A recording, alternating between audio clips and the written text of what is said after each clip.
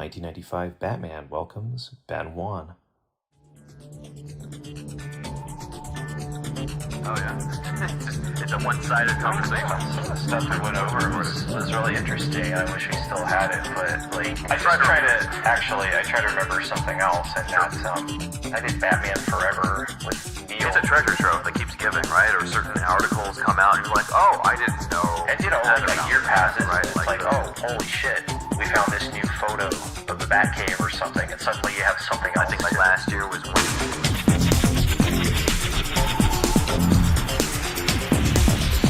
Vale. Hi.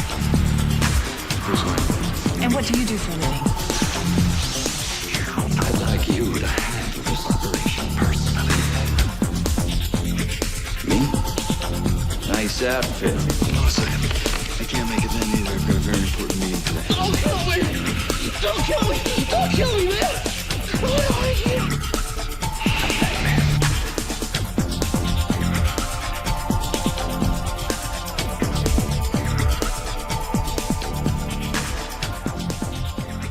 Yeah, I like doing these. Years from now, I can listen to them and be like, yeah, I'm glad that we did that. Yeah, this time I'll let you introduce yourself. Who are you? Sure. So for those who don't know, I'm Ben Wan from the Superhero Stuff You Should Know podcast. There's been a lot of crossover between what we cover and what 1995 Batman covers. Of course, we both met in person when we both got to see the Schumacher cut, but yeah, and then we also met up again when I did the LA Comic-Con panel, 30th anniversary panel at LA Comic-Con with Michael Uslan and The Bachelors to talk about Batman Forever. We've gone over a lot about the movies, the original scripts, the deleted scenes, and I also assist over at Newverse Media with writing and voice acting stuff in audio dramas that are set in the 90s Batman, not just with Batman Forever and Schumacher stuff, but also the Tim Burton Batman. And I've written a few that are like in other worlds, but my bread and butter, of course, is still 90s nostalgic Batman stuff. But yeah, thanks for giving me the floor for the intro. Those are the I remember the last time we tried to record this, I was like, oh yeah, I forgot we didn't really introduce myself. Yeah, it's I think it was kind of nice to just go into it. Benefit this particular podcast greatly. Yeah, for sure. I think so. Yeah. What movie are we watching? Oh yeah, Blunt Man. Not Blunt Man and Chronic. We didn't get Blunt Man and Chronic until the fourth one. This is just Blunt Man, right? Yeah, Blunt Man 89. Blunt Man 89. 89, yeah.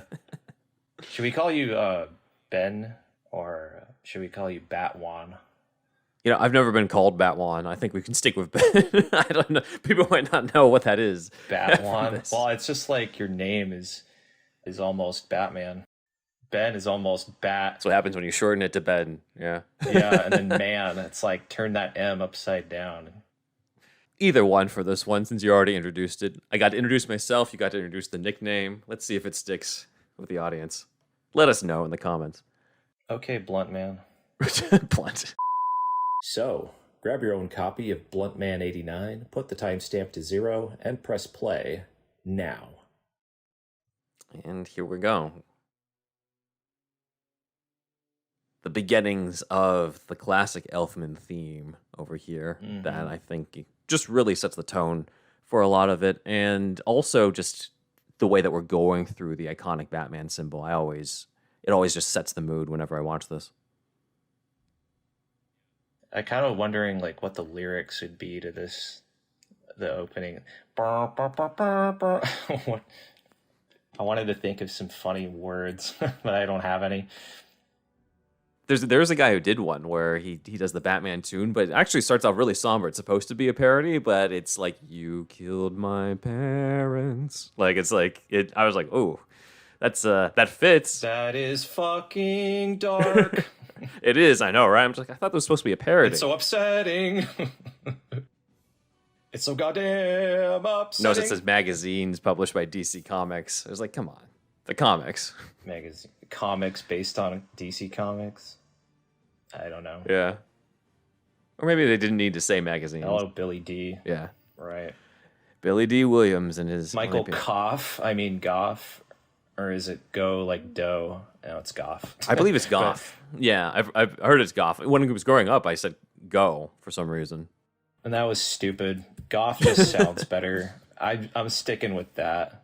Yeah, I wish he was alive to tell us, but there may be some interviews where he says it. I don't know.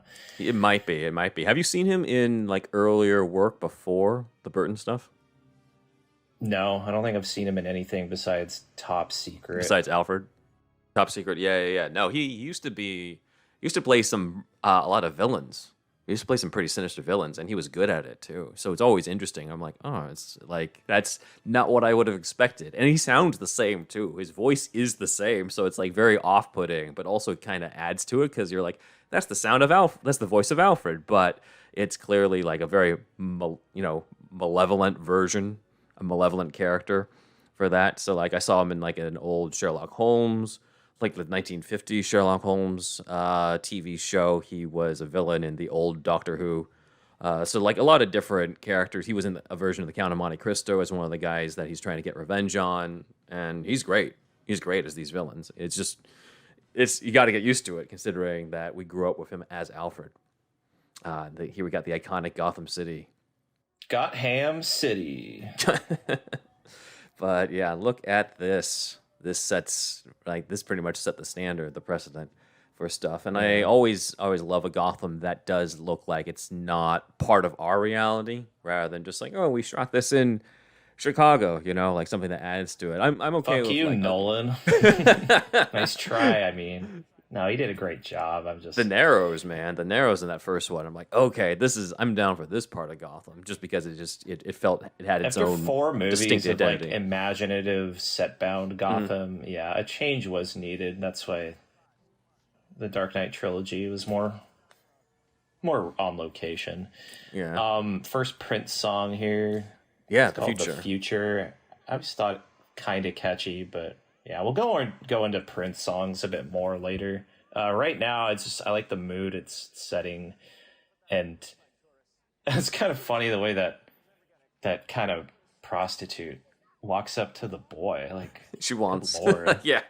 Just goes to show how seedy this entire city and stuff is. Yeah, the Schumacher films didn't really touch that with a 9-foot pole. Like, for example, Leather and Lace was changed to Sugar and Spice for some. But they do have those girls, though. They do have those girls who go to the Batmobile. And it's like, you're not Batman, it's Bat Boy. That's Bat Boy.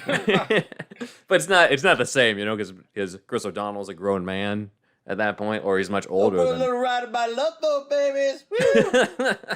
Okay. The first fucking thug here is George Roth. I had to look this up because every time I watch this, I'm like, oh, that guy. Who is he? Like, just give me $1, man. Just $1. Christopher Fairbank as the man who pulls the gun.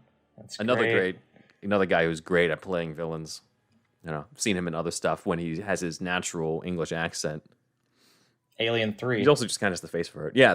Too. Yeah. He's in that Guardians of the Galaxy as forgot that guy's name. He's like he's like the alien broker dude. But yeah, he's great in this sequence because he's part of that iconic moment. Everyone gives the credit to Keaton, but also like he had to sell the fear in that upcoming These guys moment, do too. sell the fear very well. Yeah. So like they do play a big part of why this part is so like memorable as the introduction. They're setting up the criminal underworld too, all by themselves, basically. Mm-hmm. Yeah, and I think this is Carl Newman coming down in the background. Probably. The movement double. Yeah. With the wings spread like that. See, his movement there is... I wish they would have tried to emulate that movement in the overhead shot where we get cartoon Batman, like, turning and his cape, like, whips behind him. Nice shot. I really love the look of the city in that shot. Yeah. Mm-hmm. But Batman could have looked better if they just studied the way he moves, like that, really slow, and the cape moves too quickly in the stop motion shot. It's really a slow. That's what gives it away. Almost like a pterodactyl, the way the wings move. Mm-hmm. Yeah, but this type of movement to it really gave the feel of like he's a creature of the night. He's a wraith. That's what I really love about this interpretation. Right? Is it really brings the creature of the night, like the phantom type of feel to it. So I think that's really what adds to this. And of course, we have this like very much the one that cemented in people's minds. Oh, okay, like they are going dark and serious with this. Yeah. Before dark and serious was the status quo for these costumed weirdos. Hey, Ben, give us your best I'm Batman. I'm Batman. Very good, very good. Yeah, keep the Yeah. style. The Wait, original. my turn. Hi, Freeze. I'm Batman. Perfect. I hope you bobbled your head a little bit as you did it too. Well, he's overeager. He's too hot-headed. I can't trust him not to get himself hurt. Alfred, am I pig-headed? Like, is it my way or the Always highway? And Alfred's my like, way or the yes. highway? Yeah. Yes. Oh, that wasn't exactly what I was expecting. Old man. Oh, yeah. Oh, I guess I am. Action news. Fucking action. That seems like a parody of like. Oh, I think they use the term action news in Anchorman. You know? Oh, maybe that's why. We're here with 5-time Emmy Award winner Ron Burgundy and Tits McGee. Go fuck yourself, Gotham City. Yeah. Action news. Yeah. Let's see. That nice little Easter egg. Not really an Easter egg, just a little nice blink if you miss it moment with the empty Bruce Wayne seat, because obviously he's busy right now with it. But yeah, this is not just the. It's the. I think one of the times where people kind of go back and like, oh wait, Harvey Dent's in this movie. What in the fuck? Around like the 2000s or so, people were like, oh, we forgot about that. Now, obviously, it's all over the internet. People don't forget that, but there was a time where people were like, oh wait, I didn't know. They put Billy D in the Lego Batman movie a few years ago. Yeah, at playing Two-Face. yeah, to make up for that too, which is great. I wish there was I wish there was more for that, but well, I'll take what we can get. And I think, as you've noted to me before, what's kind of fun is this is the Joker, the future Joker, looking at the future Two-Face on the TV. I pointed that out last time we did this, but of course our recording went to the shitter. Yeah, that's I'll take the blame for that one. The bad computer decided, it got hacked by the Joker, so. Yeah, Jack Palance, he set us up. We've been nigged, boys. We're gonna have to do this another day. Yeah. And then this bit right here, really establishing the vanity aspect, because this is all from Sam Hamm in terms of this version of what the origin could be. Obviously, at the time with the comics, there had been the man, behind the red hood in the 1950s, kind of to establish the general idea of he fell into a vat of acid, and then Sam Hamm wrote this idea before Killing Joke came out from Alan Moore in 1988. I love this with Eckhart. I talk with my voice hitting the roof of my throat. Honestly, though, I was thinking about this yesterday. If he had survived this movie, what would he be like in the sequels? You know how Gordon is in all four, but not Eckhart. Of course, he gets shot. Yeah. It just got me ideas of like what he would say if he saw like the Riddler symbol in the sky. Mm-hmm. It's like, who's doing that? The Riddler. I say you're full of shit, Gordon. Just some punk kids. He survives just to have some snide comments every now and then. I mean, with Grissom gone and the Joker gone, would he have had to have reformed in order to stay on the Gotham City Police? Or is he under some other guy's payroll? Is he under Max Schreck's payroll or something in the second one? Like, there's all sorts of possibilities if he survives this one. You're full of shit, Shrek.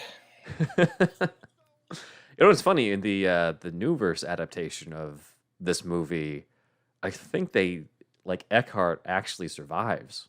So that does bring to life what you were talking about. I don't know if we'll go into that. Are you talking about some Newverse? Oh, is that something that Tim or Matt Maxwell is writing? The audio drama version of this written by Ian Miller is kind of it draws from a lot of the comic book adaptation. It's pretty true to the movie, but I think one of the noted differences I had when listening to it was that I think Eckhart doesn't actually get killed in that version. Mm. How would you broadcast it? Napier brings him drugs. Is that what's in the bag? It's money. It's cash. See? Oh, that's what it was. I haven't seen this in a while. It's bread made out of cocaine. Oh, So maybe, maybe that's how the drugs get smuggled in. so Eckhart's basically a bent out of shape cop because he's like giving information to Napier. Is that what's going on here? Yeah, yeah. He's the corrupt part of the Gotham. He represents the corrupt part of the police force here. That's under Grissom's thumb. Yeah, he's kind of like Duffy in RoboCop 2. Like he's throwing the cops under the bus so he can have more drugs. And I hadn't thought about that, but yeah. sometimes I don't pay attention to the plot of these movies 'cause I'm always caught up in the visuals. You know.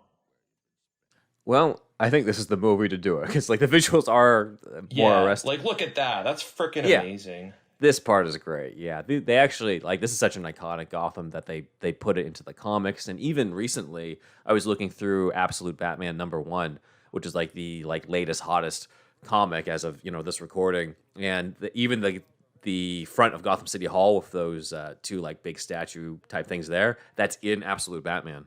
They converted that into Absolute Batman as well, so it's just all over the place. Yeah, the Schumacher verse has statues of people holding heavy things too. That too, yeah, has that DNA continuing through that. And here's what's coming up is the cut Bob Kane cameo, but it's still signed by him. Who knows if he actually did the art, though, considering his reputation.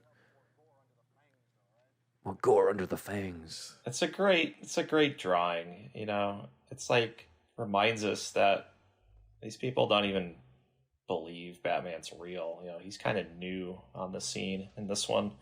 Yeah, I think some people forget that this is not supposed to be an established Batman yet, because Knox says like 8 sightings in just under a month. So like we're very much supposed to be in year 1 in this movie. We've got people who don't believe he exists and stuff, and because there's all sorts of talk about like, oh, like this is year such and such or year that. I'm just like, that's pretty well established. It's supposed to be early on, guys. Like I think the Superman DC recently established or something that Superman 78 and Batman 89 were both part of Earth 789 or something like that, and people were like, oh, there's a Bruce Wayne mention of him coming back in Superman 78, so he's been Batman from like 1978 to 1989. I'm like, and people didn't believe he existed and he didn't encounter any rogues galleries for 10 years? I don't think so. Like, that doesn't make any sense to me.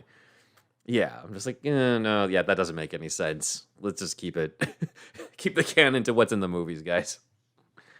Vicky's photo on that Time magazine it says Corto Maltese Revolution, and Corto Maltese is a reference to a setting in the comics, which it's basically a place outside Gotham City where like some stories have taken place. Yeah. It's first established in The Dark Knight Returns, though I think it's also like named after an old comic book character, non-DC, I think, on that. But yeah, it became a location for other things. James Gunn's The Suicide Squad takes place entirely on it, so they've played around with it a lot later on. But yeah, it first started in Dark Knight Returns and carries over here, so that's kind of one of the pulls from the Miller comics that makes it in here. This operation personally, says Grissom. Yeah, I love this bit with the Joker card having the like Nicholson face on it rather than the Oh yeah, it the kind of comic. does. Yeah, That ain't no. You can't just go out and buy a deck of cards and have a Joker card that looks like that. That's something tailor made for this production. Yeah, exactly. So I love that aspect. Let's see. Thank you, gentlemen. That's all. Nicholson's eyebrows, man. I think somebody noted that Nicholson and Keaton have like the same type of eyebrows. Those like arching, there's a dark side type of feel to him. Well, he just naturally has like a sort of devilish face, which suited him for characters like. Well, he literally was the devil in the Witches of Eastwick. Yeah. His name was Jack in The Shining as well. Yeah. It just suits him. His real name's John, but Jack Nicholson is. I think it was good. I think it was the right name for the persona he built over his few decades he had, and I do not like how he takes the job from his boss. He could get anyone to do the fucking job. He sort of says like, boss, why don't you get someone else? Yeah. But he's too easily swayed into doing it. And this phone call that I just call him Jack Palance. What's his character's name? Grissom. Carl Grissom. Grissom. Yeah, the phone call Grissom makes is just a load of bollocks, basically. Because, like, the cops in this scene are like, hey, Gordon, anonymous tip. Napier's cleaning out Axis. Well, gee, I wonder who the phone call was. Can you, like, not trace the phone number? Or, the information that he gives the cops, hey, Napier, one of the most well-known, like, crime bosses in all of Gotham, is going to Axis, which is also, who owns Axis Chemicals? Oh, Grissom? Well, I wonder who made the phone call. And they don't trace it back to him. That's Well, is it from Grissom or is it from Eckhart? Because he says, "Get me Eckhart," Get or me Eckhart. Yeah, or Eckhart, as he says. He puts the syllable in a different part. me a card. Yeah. So, like, I interpreted that as Eckhart or I don't know, lying about the fact that there's an anonymous person, or are you saying it's Grissom who is the quote unquote anonymous tip? I guess it kind of is him, no matter what, because it's either through Eckhart or not. I don't know. I didn't quite buy it. The part that, in terms of like the cops, so easily, yeah, the cops can't figure out that Grissom is the one. Like, I think they're too eager to get Napier anyway. Like, I don't think they really care as long as they can catch the guy red-handed. I know you're not a fan of this intro of Alfred and Bruce, from what I remember us talking about. That's right. I complained about this. I remember last this time. I thought it looked stupid the way he grabs the pen. It's how in sync they are. He grabs the glass. No dialogue. Looks comical. It's straight I think out it's of supposed the to be 60s TV show.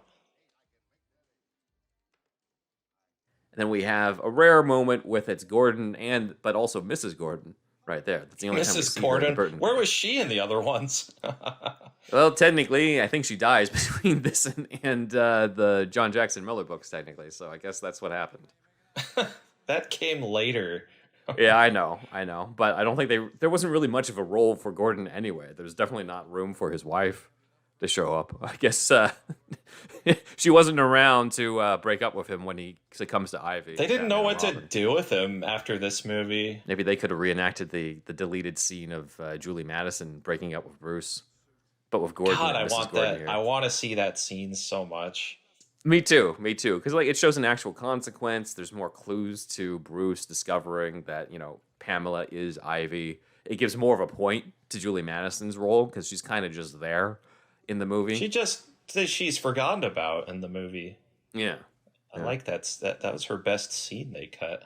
I know. But you got to perform it well. You got to perform it really well in the audiobook. Yeah, I love those narration. books. Make a choice, her or me, Bruce. Well, her. Well, her, yeah. The armory room on this. We're about to meet the king of the Wicker people. What's funny about this too, I don't know if like Knox is supposed to be this ignorant or if people were ignorant at the time, but they're like, "What's this from?" And then he's like, "It's Japanese." And I'm like, "Well, yeah, it's the most obvious Japanese looking armor in the entire armory." Like, what do you mean? Where is this from? Like everything else, I'd be like, "Okay, this could be African, maybe, I don't know." But that one, I'm like, "Okay, very clearly, it's obvious what it's from." That's like a steampunk one there with like a hazmat gas. And it reminded mask. me of Greedo. Yeah. Greedo, yeah. Yeah, the Wicker People guy, and then like obvious. I think it's because of the thing. Oh, where'd this come from? Japanese. Yeah. So this part is different from the original Sam Hamm script, where I think Vicky says this must be the most worthless guy in America, and then Bruce Wayne walks in, being like, "Why not the world?" and then he just, he basically just is self-deprecating and making fun of himself right from the bat. and they kind of describe him as being a lot more of a a smooth operator type, as opposed to how Keaton plays it here, where he's just more of a like very distracted dude who you wouldn't expect, or that people weren't expecting to be the Bruce Wayne they keep hearing about. Because I think he's kept himself pretty reclusive during this time. There's kind of mention that there's no like photos of him over time.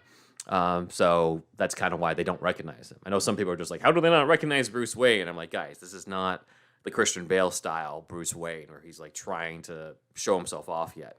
At this point, it's a very different take.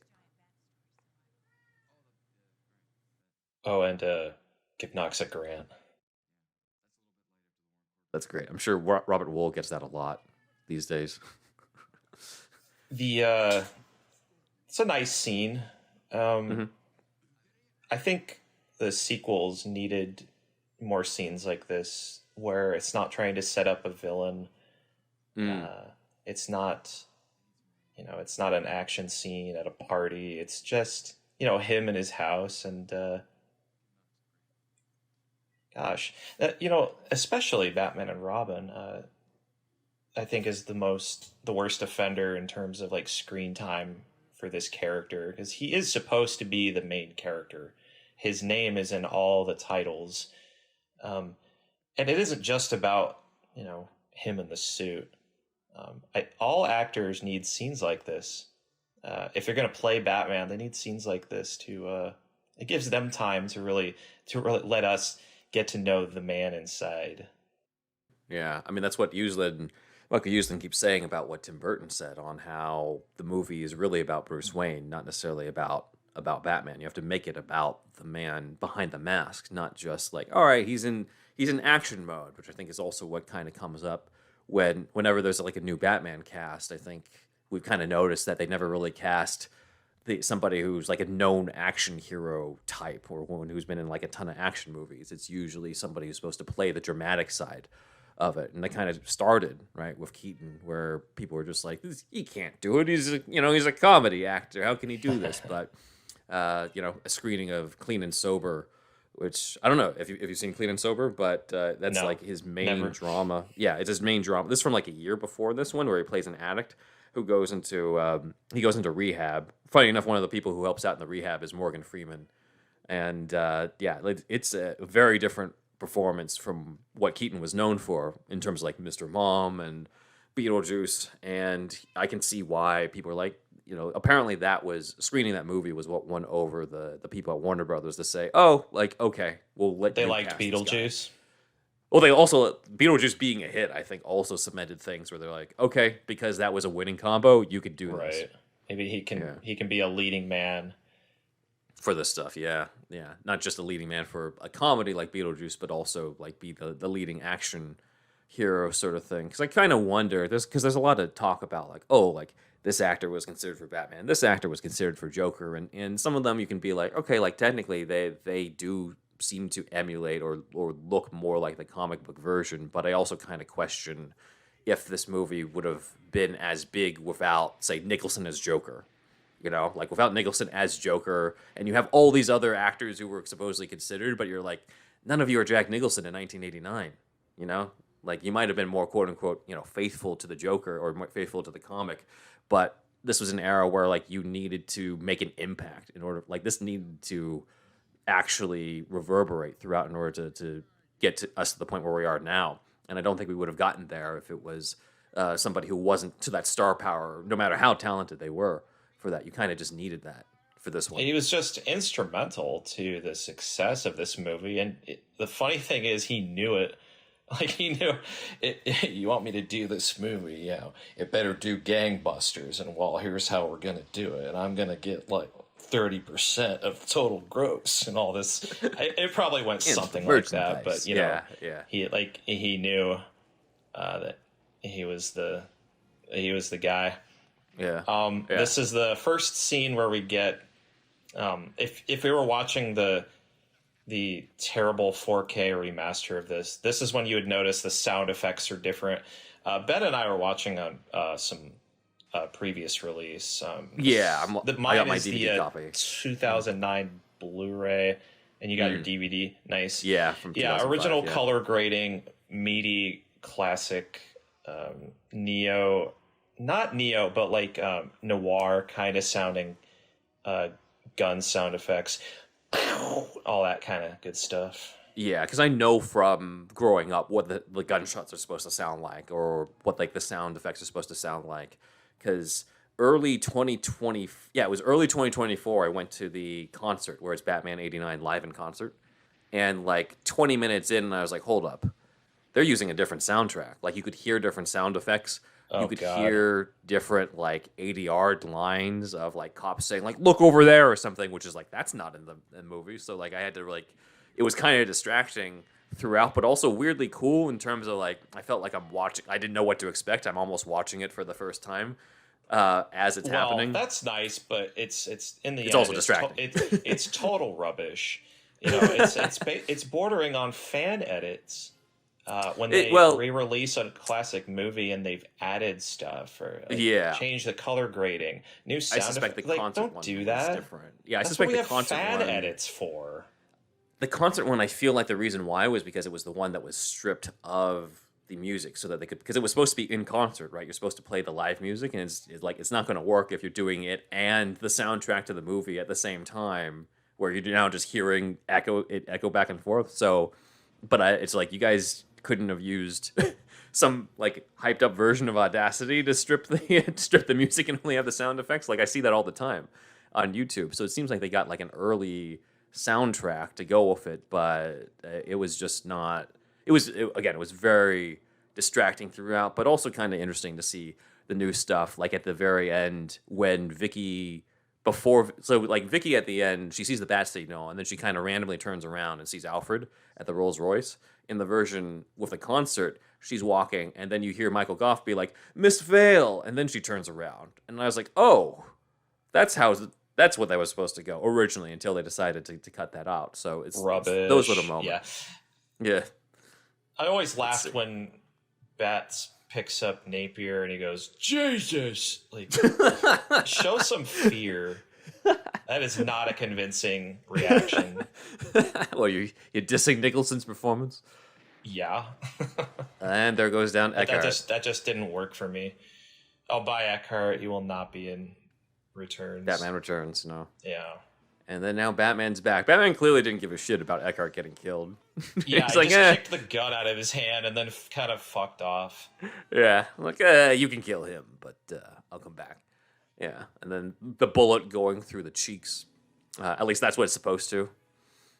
Yeah, it's his gauntlet had like they put a piece of armor plating on his wrists so that he could deflect the bullet in this scene. They took it away for Returns because I think Bob Kane had something to do with that. Like he didn't like the look of it. Yeah, there's an Instagram post I saw from I don't remember who it was, but I have it saved. And a crew member showed a close up of the '89 gauntlets, which were modified motorcycle gloves. But for the sequel, they tailor made them, and apparently the armored wrist. There's the thing that goes on his arm to deflect the bullets was removed for Returns. Yeah, but I think this might have been the first time where that was some form, or was supposed to be some form of armored gauntlet to block certain things. Because you see later on, he uses it against the swordsman in the alley, the dude who just kind of randomly shows up just to get his ass kicked, and then in Batman Begins, we end up seeing the origin of that was that it's a League of Shadows uniform type of thing that he just adopts for his costume. So it's like, all right, I'm down for that. All right. We didn't necessarily need that, but it was kind of cool for that movie. Batman's flight pattern. Napier falling into the acid stayed with me. I saw this movie when I was like 5, and I always found that to be pretty haunting. You know, that overhead shot spinning around and the bubbles of the green water, basically. The green goo. Yeah, they really made that look good. Yeah. Also, Gordon's just like, he got away. Suicide. No, he's in the vat of chemicals. Fucking look for him. Oh, yeah, I remember you I'm bringing sure that up. vat of chemicals leads somewhere if he did disappear. Well, that's why the city needs Batman. They just don't think through that shit.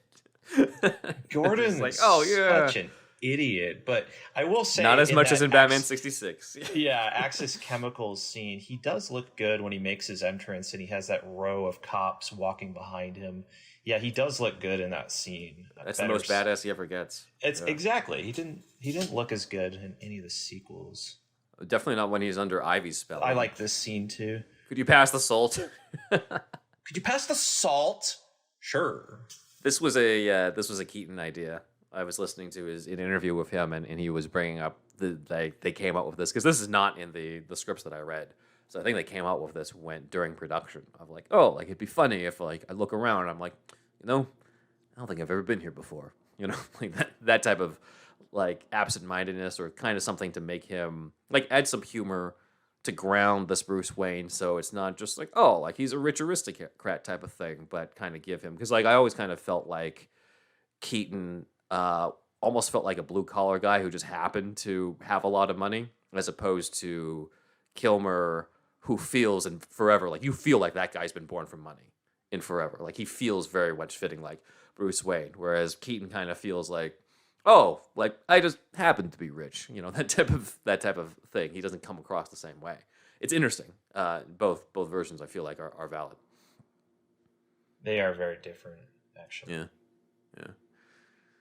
So this is, and then we've got the more low key version of the kitchen type of stuff for this.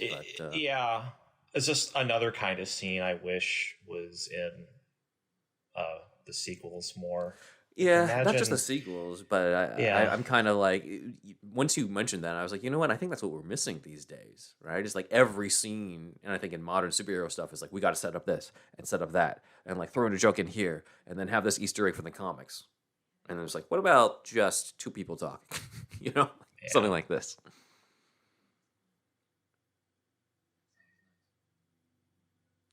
I like the bit where he just kind of deflects the whole thing and is like, Alfred is my family.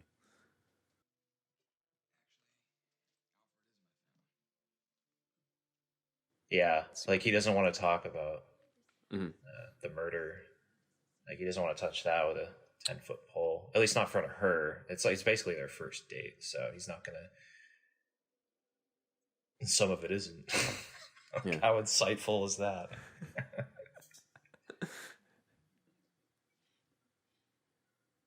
It's just doing a nice little call back to the dining room.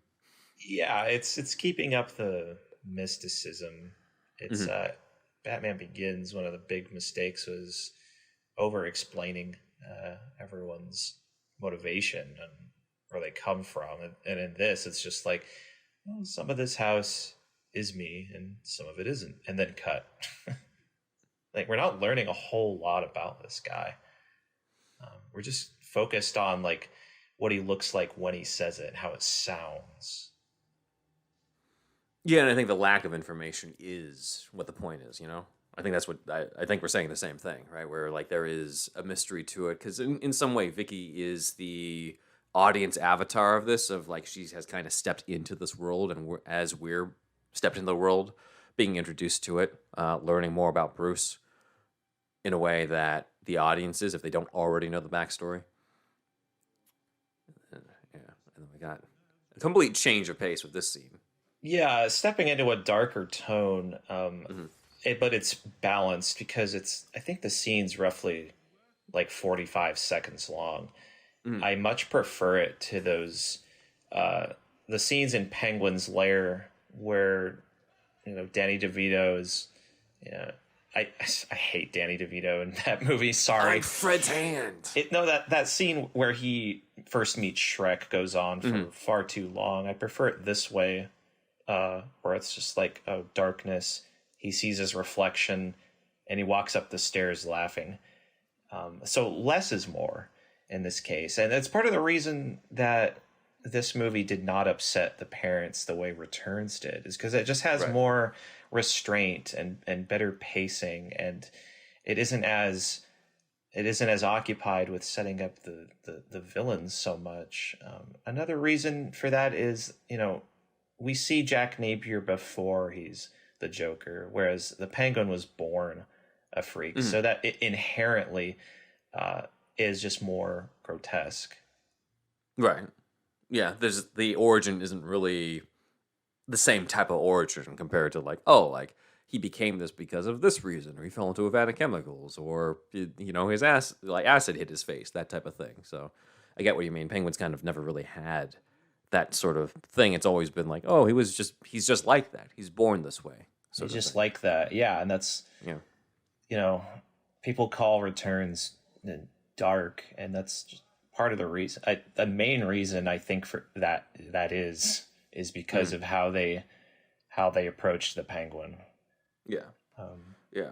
I find it interesting how a lot of people, I mean, there's not a ton of people, I think, these days who criticize the fact that there's a Joker origin, but there was a time, especially post Dark Knight, where people were like, oh, the whole point of Joker's origin is that it's a mystery. It's like there should be a ton of different versions of him. And I'm like, I'm fairly sure most of the time in the comics he fell into a vat of chemicals. It's usually more consistent at that point. And yet, if we look at comic history, there was a much bigger gap between the first appearance of Penguin and the first time they ever covered why he even turned to crime versus the first appearance of Joker. And like maybe just 10 years later, Bill Finger's like, okay, so he was the Red Hood and he fell into a vat of chemicals. I was like, I think the whole like Joker shouldn't have an origin thing just got way overblown after the Dark Knight. I'm like, look, it depends on your interpretation. I think it works for Dark Knight to do it the way they did, but that doesn't mean every single version of Joker has to be like that. And I don't think him having a quote unquote mysterious origin is the whole point of the character. The whole point of the character is what he does now, not necessarily where he comes from. So if you want to give him an origin, cool. If you don't want to give him an origin, cool. It's about what is this story. Here it works for the story. It works here to have the origin, and it worked in Dark Knight to not do it. So it take what you will, but I just think it got overblown with like he's got to be a mystery. I'm like, only in that in that context, or in maybe some other stories. No, Napier shooting his boss is it's dark, but we understand his motivation for doing it. This is payback for being set up by his boss. Oh, okay. So yeah, we can accept that scene of just him shooting him dead. Whereas in Returns, it's like, hey, Oswald, isn't that a little bam? No, it's a lot. It's a lot. It's like, Jesus Christ. I know, but I mean, there is still an element of Penguin where, because I do also really love Returns and growing up, but I think with Penguin, it was kind of, it's always in the different comic history from, I want to say, like from the origin onward, in the 80s, it's always been some form of like Penguin wanting some sort of love and acceptance, and him being a complete monster when he doesn't get that, in terms of like what he does to people with that. So I always kind of found Returns consistent with that idea. Yeah, consistently crap. He's just been rejected by Gotham at that point, and he's just like, all right, we're going to go after the firstborn. And like, all right, well, here we go. He got rejected, and now he's going to go, over the top and go biblical on the city.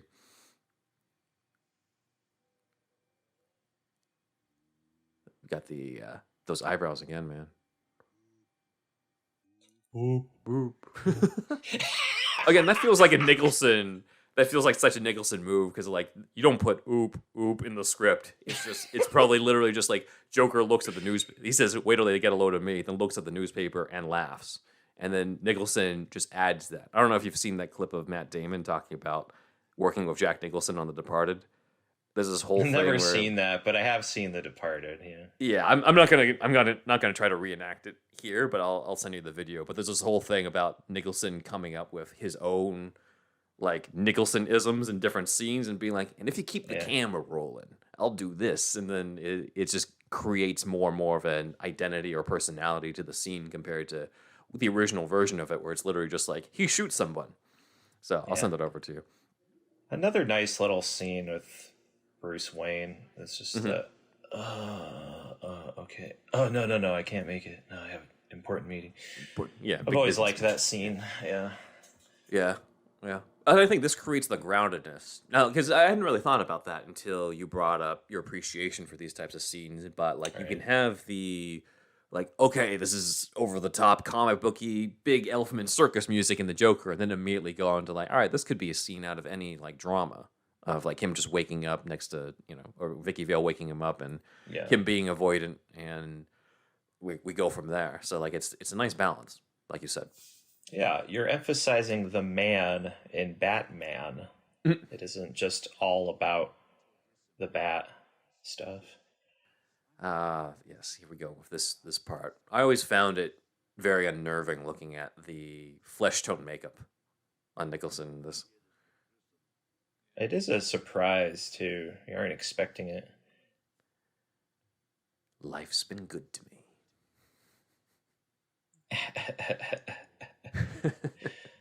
And I love this. When he gets up out of his chair and he's just like, well, Tony. Guess I gotta kill this guy. It's not about money. It's about sending a message. That could also work for this version.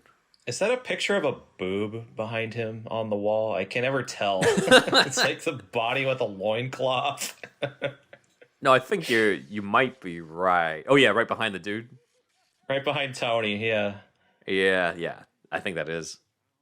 He's probably got Grissom. This is Grissom's penthouse, so he's probably got stuff that's supposed to emulate like Renaissance painting type shit on his wall, like a mural. Yeah, kind of like you can see. Yeah, you can see the woman there. Yeah, so totally. Unlimited poontang. All right, I'll be mayor. Hot. Santa Claus, I'm afraid not. Bruce, shame on you. Let's see. Selena Kyle, you are fired.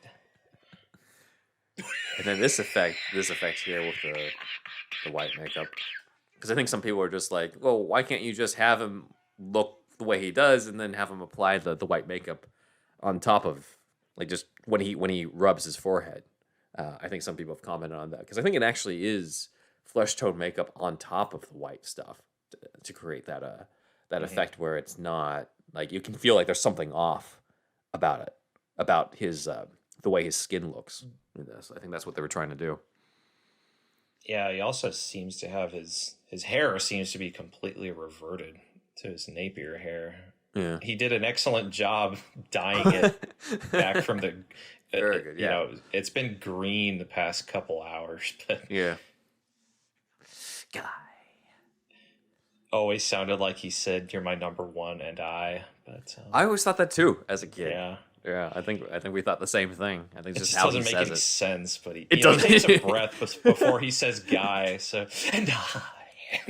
Yes. And you're what? And I.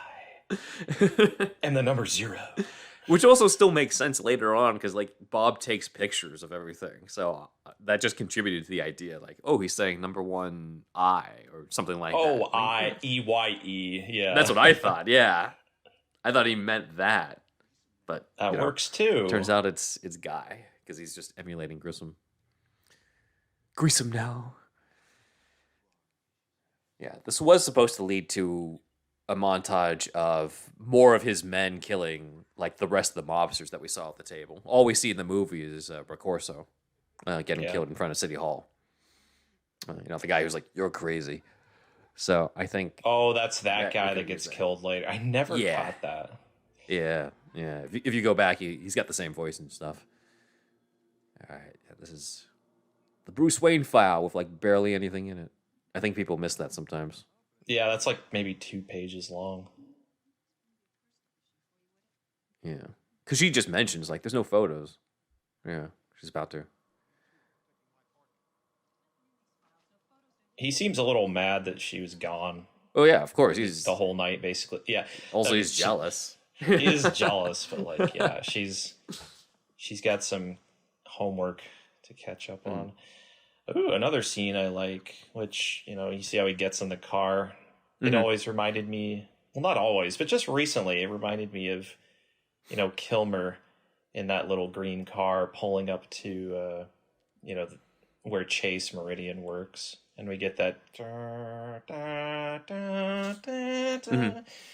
I could imagine that music over this scene. Yeah. I can imagine they were thinking the same type of feel to it when they were doing Forever. just doing their own style, of course, since obviously Kilmer's dressed differently. The car is different. The car is a lot more souped up than what, like, this is almost like Bruce is taking his, like, undercover car in some way, whereas, like, it's not very showy. It's, like, doesn't call attention to him. Like, he doesn't want people to be like, oh, look, it's Bruce Wayne Right, Bruce going Wayne. about town. Whereas, like, Kilmer is very much like, this is Bruce Wayne going about town. Kilmer's Wayne is like a superstar. Yeah, exactly. And he just parks it out front. You know, like nothing's gonna happen to this car out in the crime-ridden Gotham. Maybe he's just in a good neighborhood. He does just kind of park wherever he wants to. Yeah, that too. And then just adding to the mystery for Vicky in terms of like why is he doing this? Like, what is the significance of this alley or this sort of little cul-de-sac area for him? It's not really an alley. I know it's supposed to be an alley, but in this version, it's like, all right, you're out on the street. In this version, outside a dilapidated hotel. Yeah, that's one of the differences.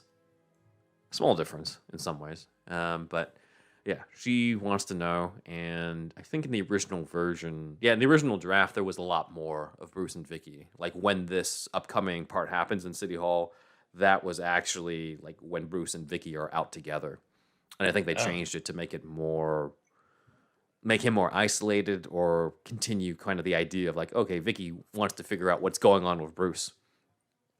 But yeah, there's the dude who's like, you're crazy in the previous scene. That's right. Yeah. Returns. I like his accent. Batman returns. They should have him do the announcement. Batman Beyond, return of the Joker. He should have done the announcements for the trailers. The Dark Knight returns. They just bring him back every time the word return comes in. All right, settle down there. You got the Smilex going on over there. Whoop. You okay? Yeah. The mimes here are always this with the combination of the Elfman stuff. You know, you got Keaton's eyes looking, and it's got a very like Batman type feel to him, just standing there with a long coat, kind of stoically, and he's like, a lot of mimes today. You know, let's see what we got. Could there be a better place for Bob to take those photos? No, he's in terms of being more hidden than he actually is. Yeah, it looks a little suspicious. It's a little, the purple jacket probably doesn't help either in terms of like him standing out. Again, I love this outfit. Too bad he's only in it in like one scene. I saw it. I was there.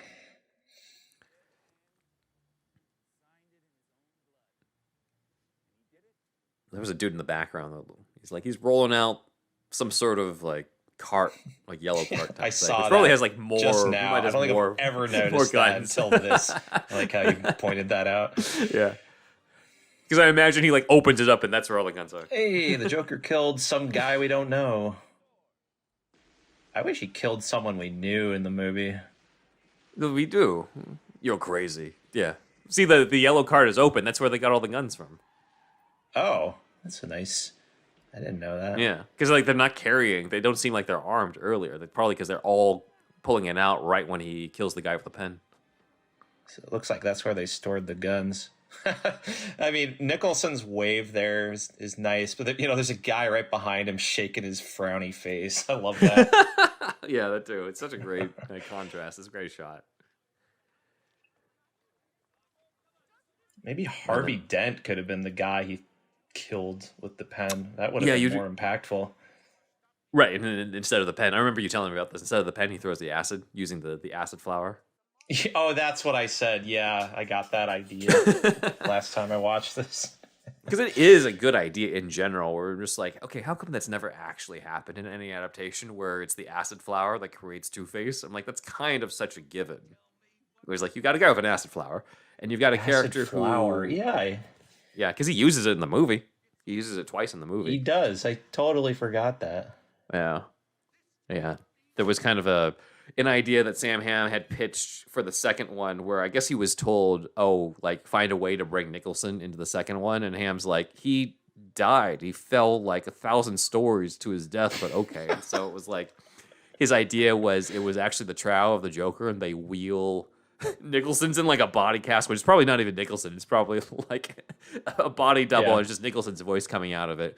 And Harvey Dent's trying to cross-examine him, and then Joker like presses something, and he like blows himself up in the courtroom, and that's what creates Two-Face. And I'm like, it's kind of cool to think about, but it also would have been kind of stupid because you're like, okay, you reveal the Joker's still alive, and then you immediately kill him.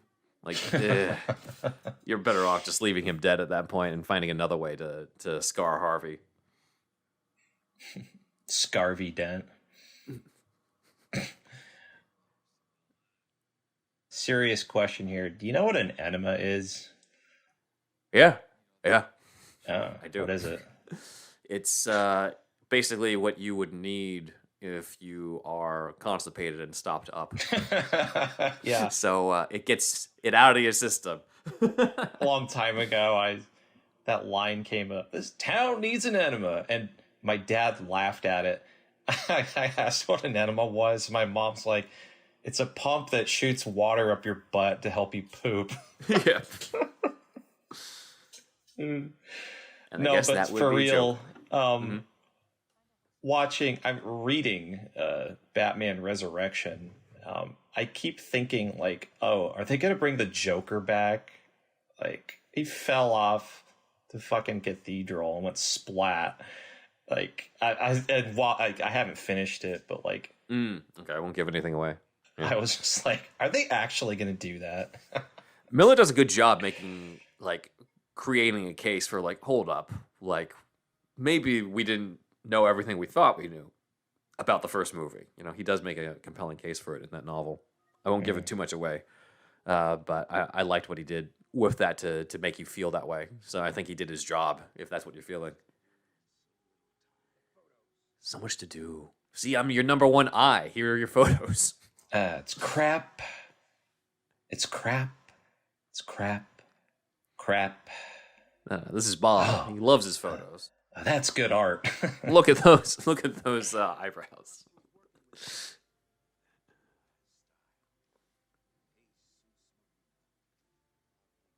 Jesus Marimba? Is that what he said? Yeah. Again, that feels like such another Nicholson thing, especially that. And I've got a mind to make some mookie.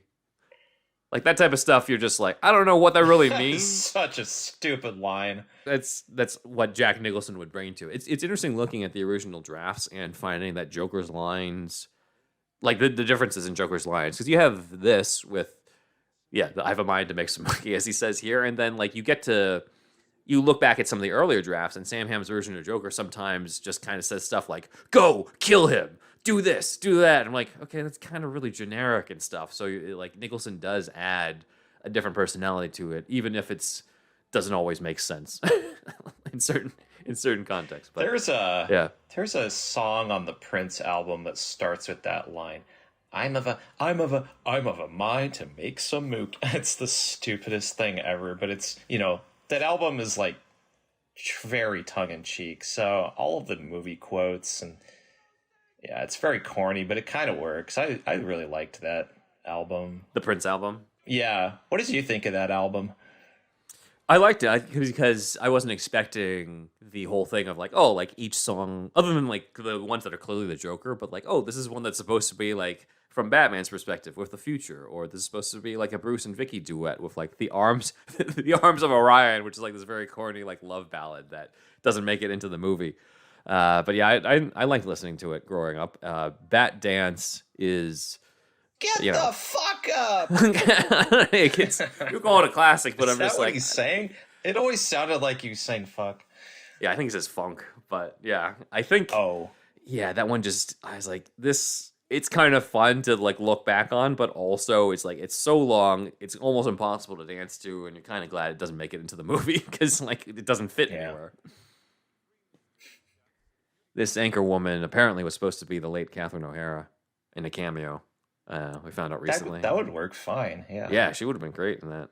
But I guess scheduling didn't work or something. But she, there was an old article somebody found around the time that she passed earlier this year, and it was about her saying I have a small role in the movie, and it shows how Joker's about to take over the city, and it was pretty clear she was talking about this role with this.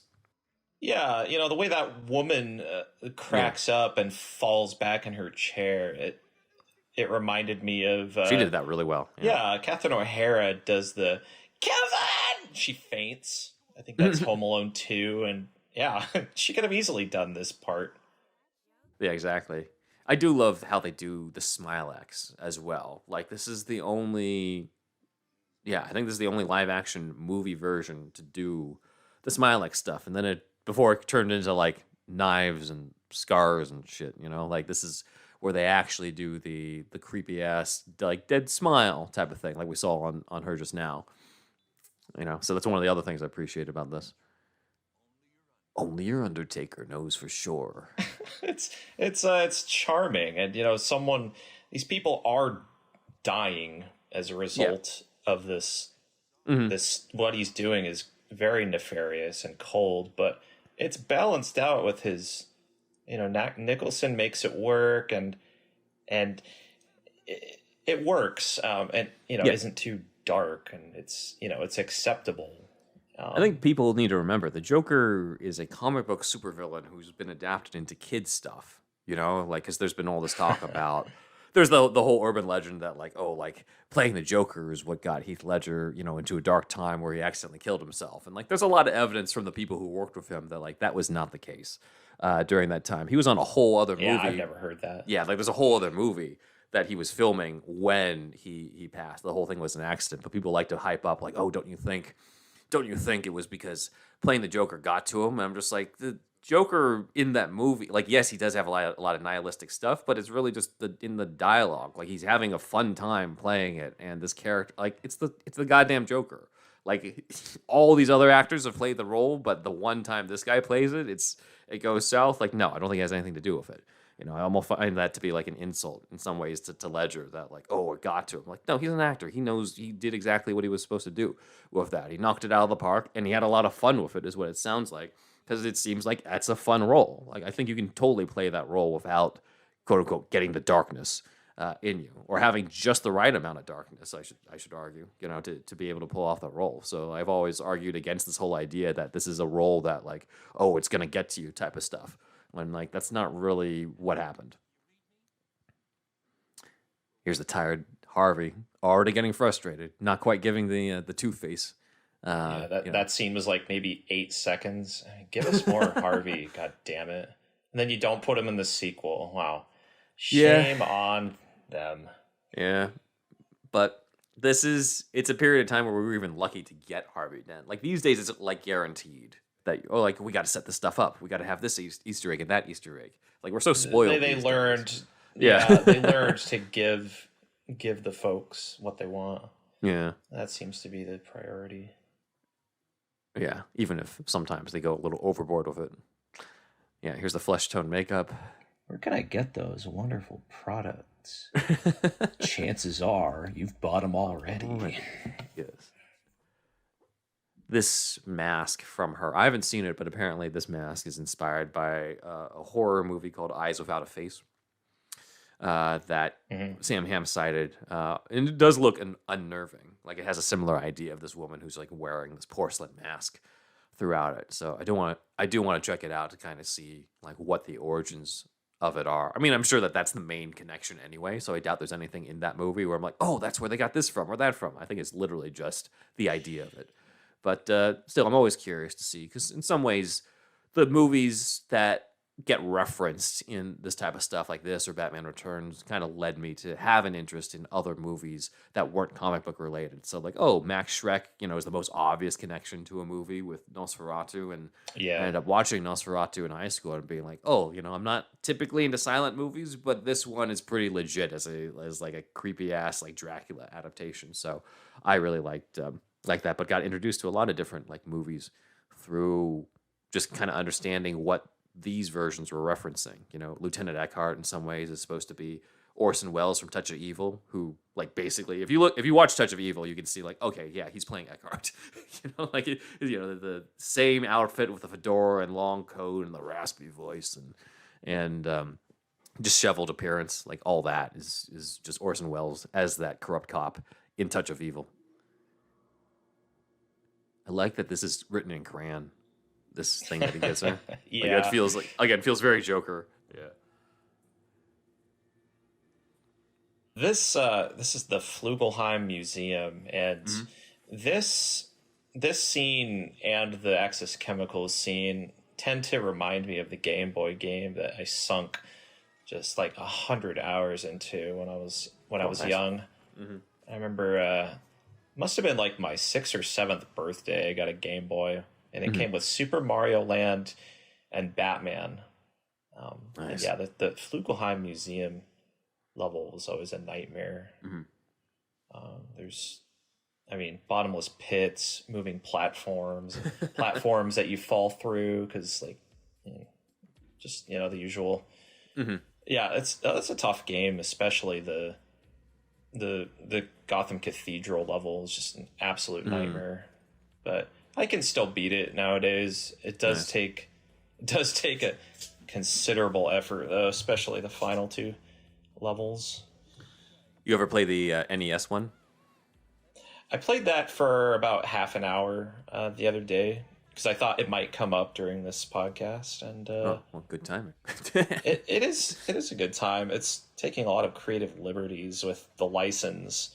Oh yeah, with the different villains. It plays well. Yeah, it's basically a sort of cyberpunk game with Batman in it. Yeah, I think they Joker. said that it was like Ninja Gaiden, but they like replaced it with like Batman characters. So like that's kind of why like there's a lot of different people who are supposed to be the henchmen for Joker, but they're named after a lot of random Batman villains, right? So there's just like, oh, Killer Moth is like the boss for the first level of on the streets.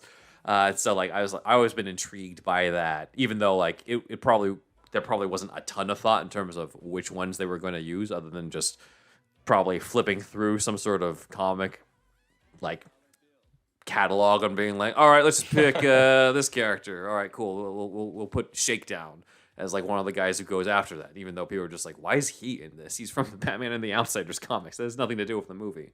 But we are, I'll throw a hint out there for those who follow the Newverse Media stuff that we might be using that as some inspiration for some stories coming up that are set in the Burtonverse. So stay tuned for that. Fascinating.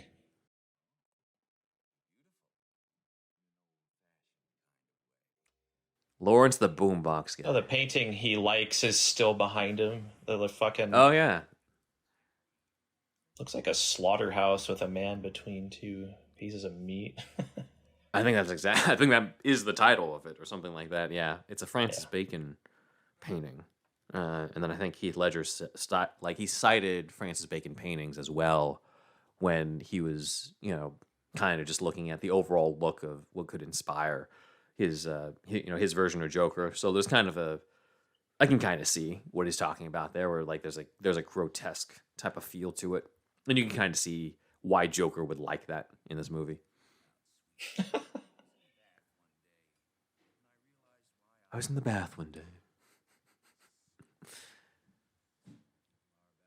So in the original drafts, there was a little less of Joker lusting after her, and it was a little bit more about him wanting her to like capture or preserve his legacy in terms of what he was about to do with Gotham. But along the way, that kind of got changed into, it's not really a love triangle because it's not like Vicky's really caught between him and Batman. He's just, is just going after her. But yeah, I do kind of wonder how that would have gone if they went with the original take, because I think some people are just like, Joker wouldn't like really concern himself with trying to go after this woman, but also Joker's extremely unpredictable. And you've also got Jack Nicholson in the role, and I would bet that some of that was Nicholson's influence too, of like, well, you got Kim Basinger, I need to go after her. So like that, something like that probably came about from him. Yeah.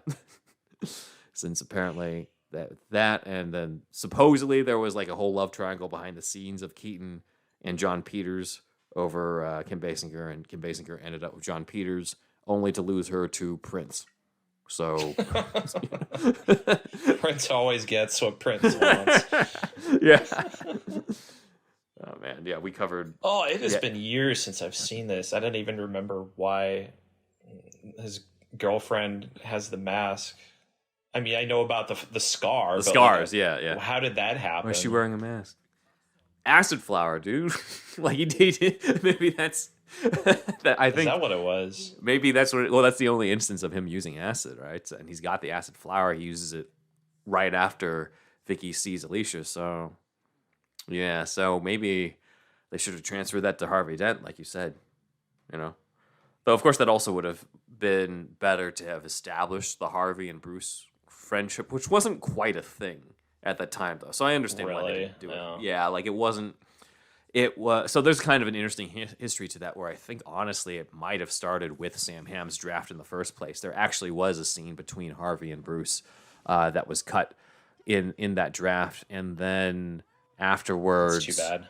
yeah, afterwards there was a newspaper strip by Bill Mesner Loebs of Flash fame that was like it was a newspaper Sunday strip that I think was trying to tie into the Batman movie because it kind of starts off with like Batman faced off against the Joker and saved Vicky Vale, and then just went in its own direction. But it's established Bruce and Harvey as friends, and it's kind of presumed that that might have inspired Batman the Animated Series to do that friendship because it wasn't in the comics at that time. It was kind of just like like Harvey Dent used to work with Batman until he got acid in the face, but it was never like like Bruce and Harvey were friends in their civilian identities before all this happened. And I think that's such a great like addition to the mythos when they did that in the animated series, and it's a shame that they never really ended up doing that in the movies.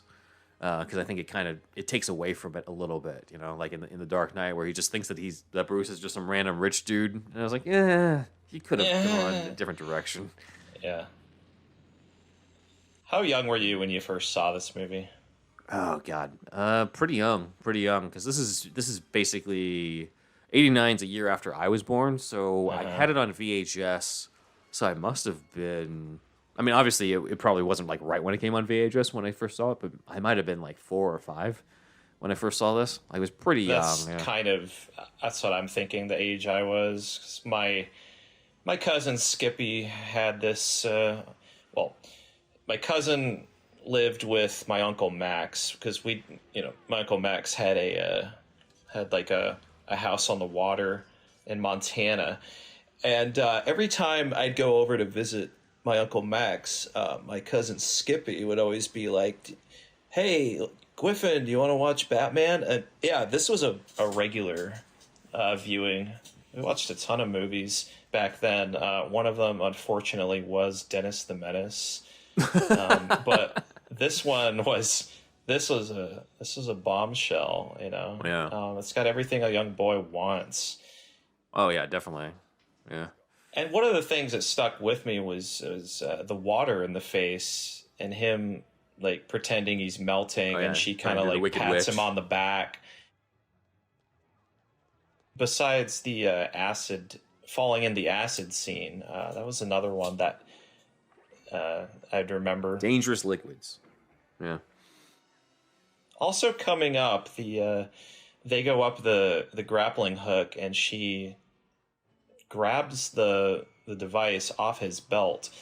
And at the time, I didn't realize that he tells her to do that. I thought Vicky just basically fucked him over, threw him under the bus. Like she grabs him and she goes up and he falls. But now we all know he says, "You see that thing on my belt? Grab it." Grab it. Yeah. That's not what it was like for me as a kiddo. Oh, here's the Mallrats scene. Oh yeah. like Direct I think lift. Jay goes like, get us out of here, and then Bob does he fires and they go up. It's so funny. Yeah. Fucking love the view askew universe. Where you don't let go. Yeah. Now, when he falls and he gets shot, what do you think? Does he actually go unconscious for a little bit, or is he just playing possum deliberately? He does not go unconscious for a little bit. Oh, yeah, you think he's playing possum? Yeah, that's what I'm kind of thinking too. But then it's also like he lets it get awfully close when it comes to them taking his mask off. Like I would think the moment that they reach for it, it's like, all right, you guys are dead. He comes to life. Yeah. Yeah, like he waits a little long. It's her camera flash because she's apparently a kind of inept for a photographer. And then now he springs to life. But like he couldn't have known that's what she was gonna do at that point. Yeah. Right. I wonder if that line "shoot her" was really necessary. They might have added that. Yeah. It might have been just thrown in on the soundtrack. Here's the thug that comes out of nowhere. You've never seen him He before. does, You never and see him after he this. has an uncanny resemblance to Prince for some reason.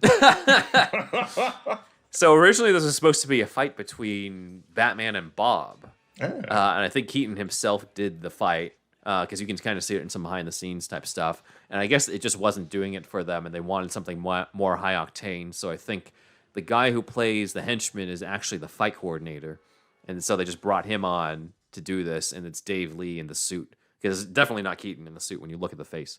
Now that's Keaton, the way he does the come here type of thing. But when he kicks the guy and he's blocking everything, that's Dave Lee at that point. You're going to see Dave Lee actually in a bit. When the shields come open, there's a long-haired dude on the left of the screen who's like looking around. There he is. That's Dave Lee. Oh, actually. there he is. Yeah, yeah. I think he was recruited after being an extra because I read up on him and I found out like it was kind of a serendipitous type of thing where they already had Sean McCabe as one of the stunt doubles, and I think they wanted somebody with more of a martial arts background for this type of stuff, and Dave was already part of the production as that extra. And I'd have to read up more in terms of more of the details, but yeah, he ended up being in the suit for both this and in Returns. So it's a shame. I would have loved to have talked to him before he passed away on that. Yeah, it was man. unfortunate what happened. He died pretty young. Yeah. Oh man, this sequence. This definitely gives an impression as a young boy where you kind of wish like, oh man, I wish I could drive to this music to get home through a really magical forest, in the middle of the... Down in my parents' basement, we would play a lot, and I had a little car that you would get into, and you would just use your feet to move the car around, Flintstones style, and I would just do laps around my basement. And this is kind of what I was thinking of a lot of the time. I believe I did have a dream a long time ago where I was doing laps around the basement with the Batman theme, but I never had this on soundtrack until I was older. But yeah, this is what I wanted to do. And his foot on the pedal, that one close up we get, and she goes, "Where are we going?" That's another thing that reminds me of being little at my cousin's house. I love that shot because with that plus the music, because it does sell the intensity of you're going faster in the car, because that's kind of hard to convey outside of like the usual like speedometer goes up visually because you're literally not in the car at the same time. But I think that beat is actually such an important because it kind of adds to that intensity to it. I love this Batcave. Very intense. Yeah, you and Andrew always pitch tents over this Batcave. Not as much as on that Batmobile, I don't think. But yeah, this Batcave. I like this little beat too about they're great survivors. Every aesthetic about this movie is topped all your lists. Because I know you did rankings for Batsuits, Batcave, the Batmobile, and Gotham itself, and this won. It won a lot. It looked the best for you and him. Yeah. I think this also might be the first time they ever did the multiple monitor type of thing for the Bat computer and stuff. Before that kind of became more of the standard.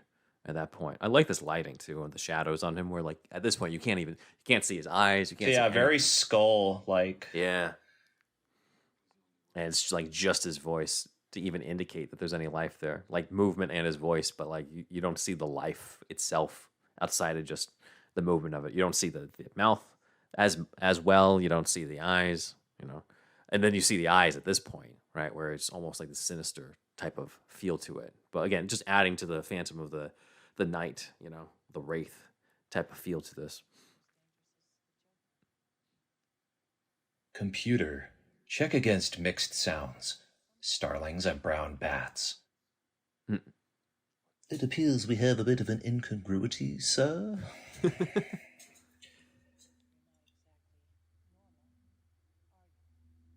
Kind of takes offense to the idea that, he's just as dangerous as the Joker, or that he's not normal. You know?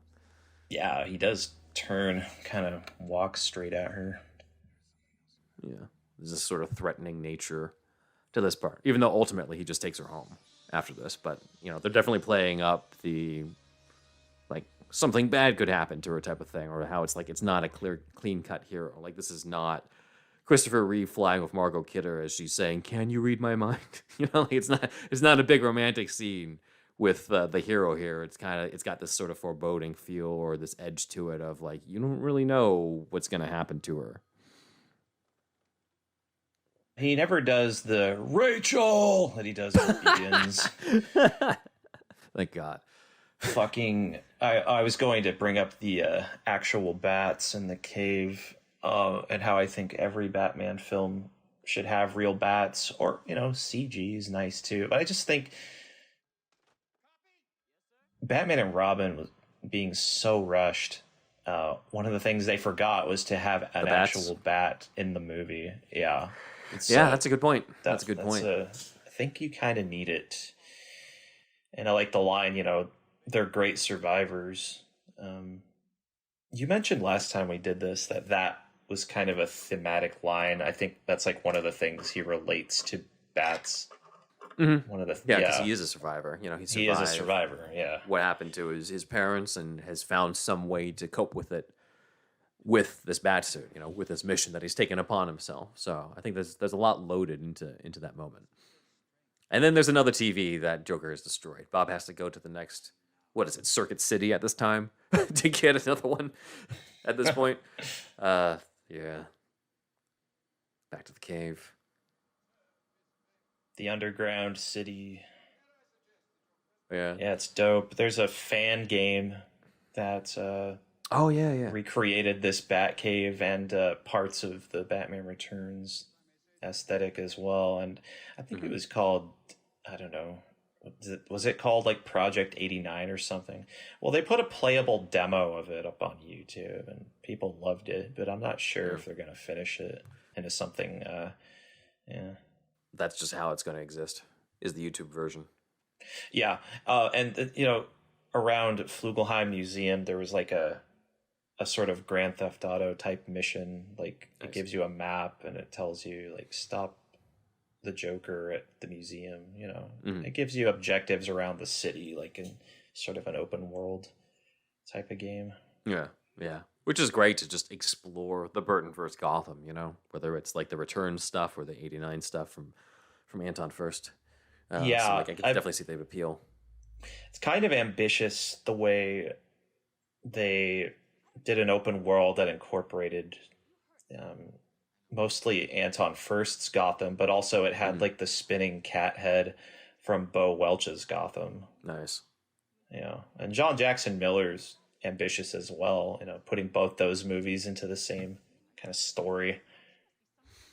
Yeah, it's funny because so many people were like these days are so continuity focused. We're so much like, oh, like this can't be in the same universe because there's been set photos from the upcoming Clayface movie, and people are like, well, it's clearly its own universe because the cop cars look different compared to the ones in Reeves the Batman. And I'm like, tell me you didn't have to Google that. Like you had to Google that shit, didn't you? Because like that stuff, they're shooting in the same city and stuff. Like it looks about the same. Like that looks closer to the same Gotham compared to Batman '89 and Batman Returns, where there's very clearly some changes that have happened to both the city, Wayne Manor, the Batcave. Like everything looks different between movie to movie, but we accept that continuity. But then later on, people are like, well, clearly the Batcave is different in the Flash of Keaton, so he's a different Batman. I was like, it's also different between '89 Returns. What are you talking about?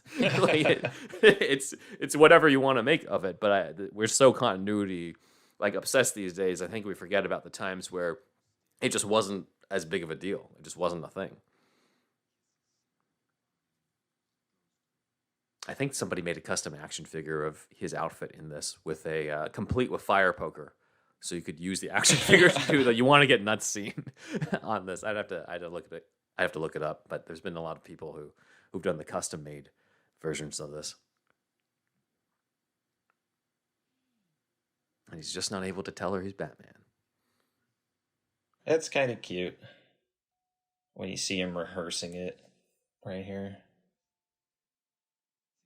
Also feels very like Keatonism, right? Like if you look at some of his other work around this time, a scene like this, without the Batman aspect, but if you replace Batman being a secret with like a regular drama type secret, this wouldn't be out of place in some of his other work too. So I think it's very much because the script, this whole thing, I think was all pretty much written during the production because there's a lot of different variations at the apartment. There's a version I think I told you about last time where after this sequence, Bruce goes after Joker, and Joker says, "Oh, like I'm gonna create more terror," and he decides to go through this basically this like circus performance that's happening where there's these trapeze artists, and he launches fireworks, and it ends up killing the Graysons, and then that's what creates Robin because they were basically forced at gunpoint to put Robin in the early drafts of this, which would have been really forced in because he's like a third act addition into the script.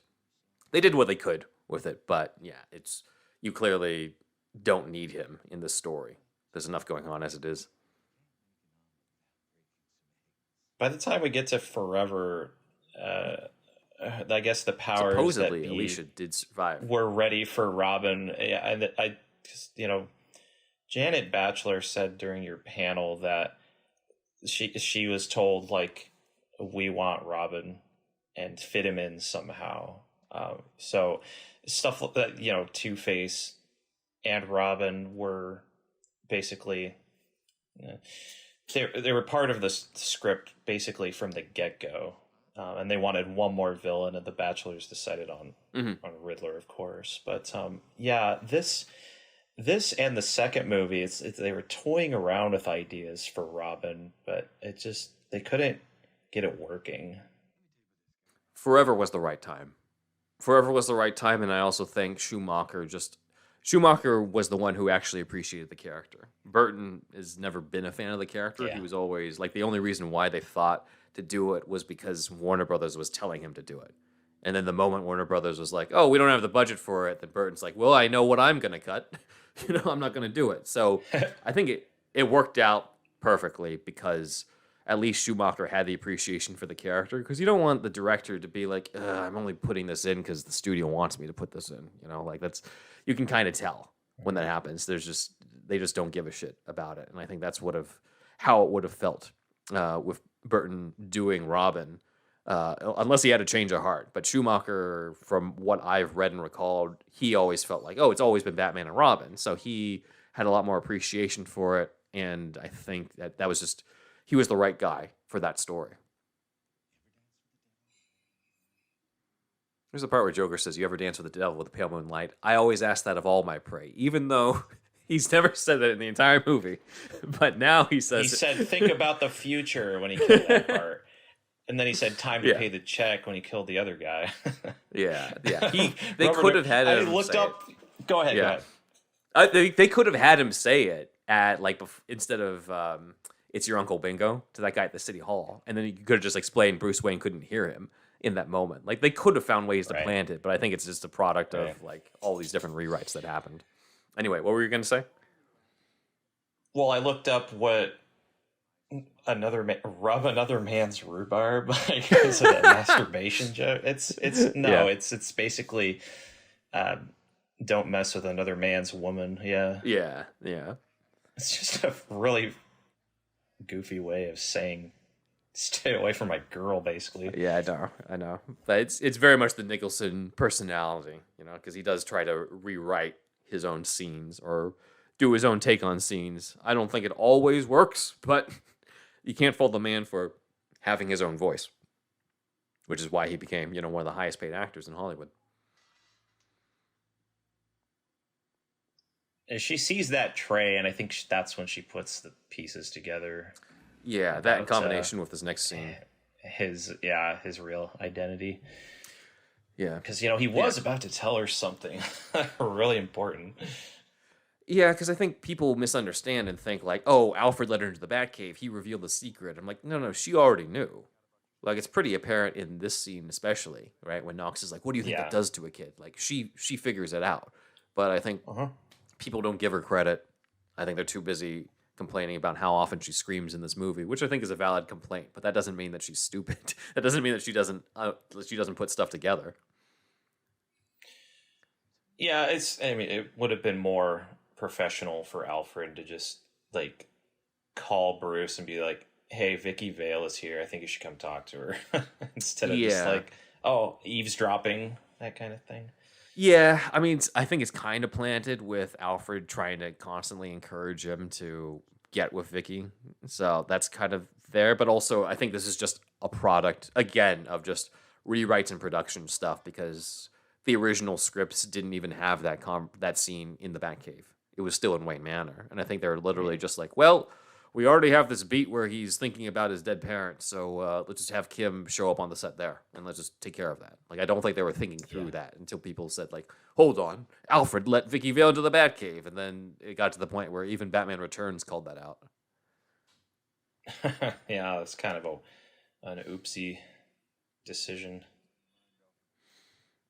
Yeah, but I think it sums up kind of what was going on production-wise of some of this. I do like this line, too, about Alfred talking about, not wanting to spend the rest of his life grieving over the Waynes, for their sons. Yeah, I like don't even remember this scene. It is quite short. It's mainly there for the Alfred bait. Yeah. Gives a little bit of that insight. Yeah, I like the angle, too. The choice of shot there, looking down at Alfred, the Batcave, or the Batsuit kind of vault.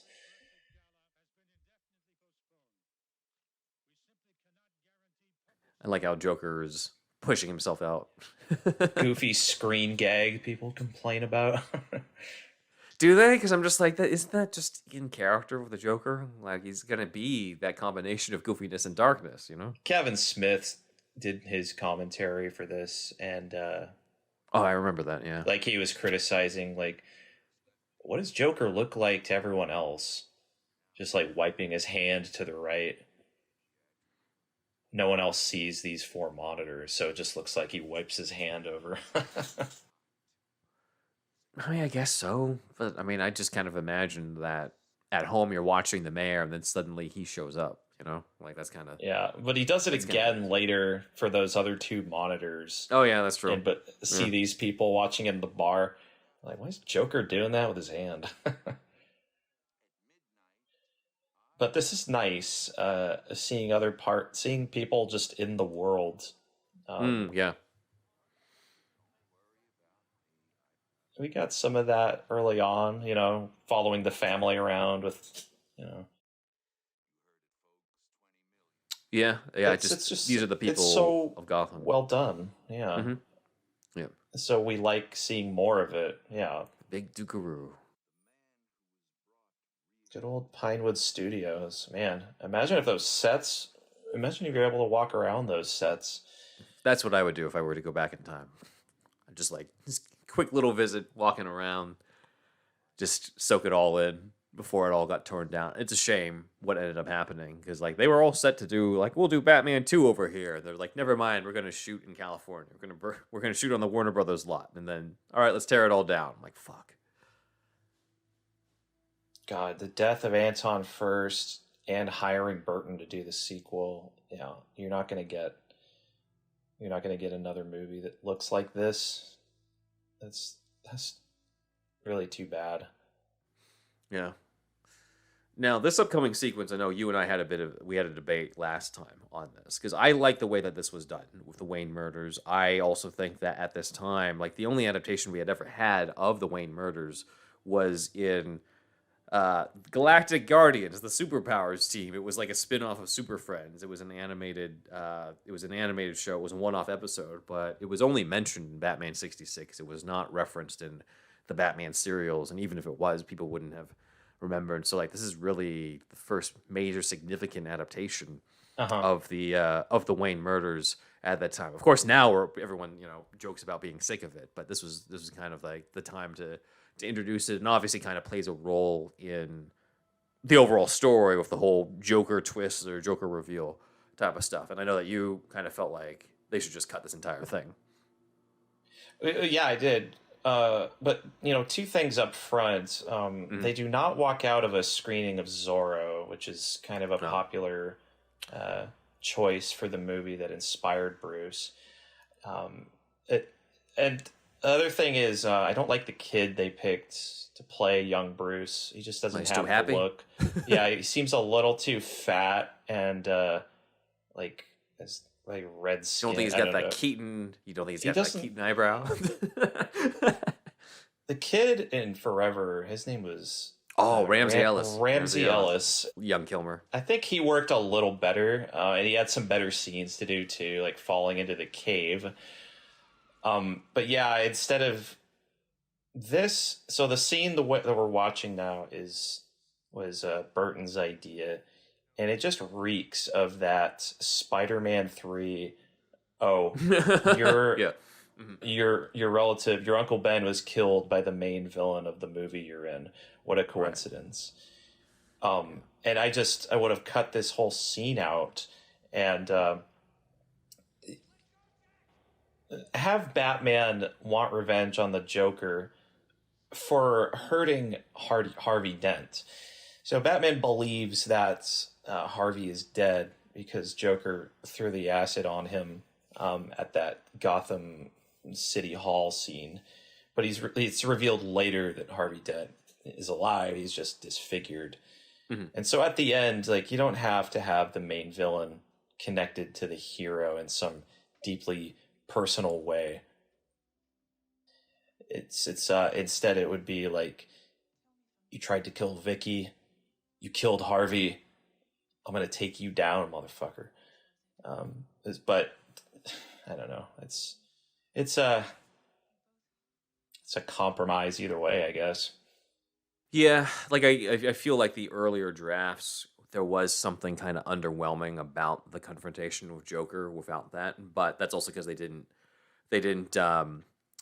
think about the version you thought of, right? Like I like your version of it too, with like adding in Harvey Dent and making it more about that, so it felt like it still felt personal without it being like, oh, by the way, this is the guy who killed your parents. Yeah, and he just so happens to be the guy that's taken over the city. Like, yeah. I also have always felt that the guy they played, the guy they hired to play young Nicholson looked closer to Hugo Blick. Hugo Blick.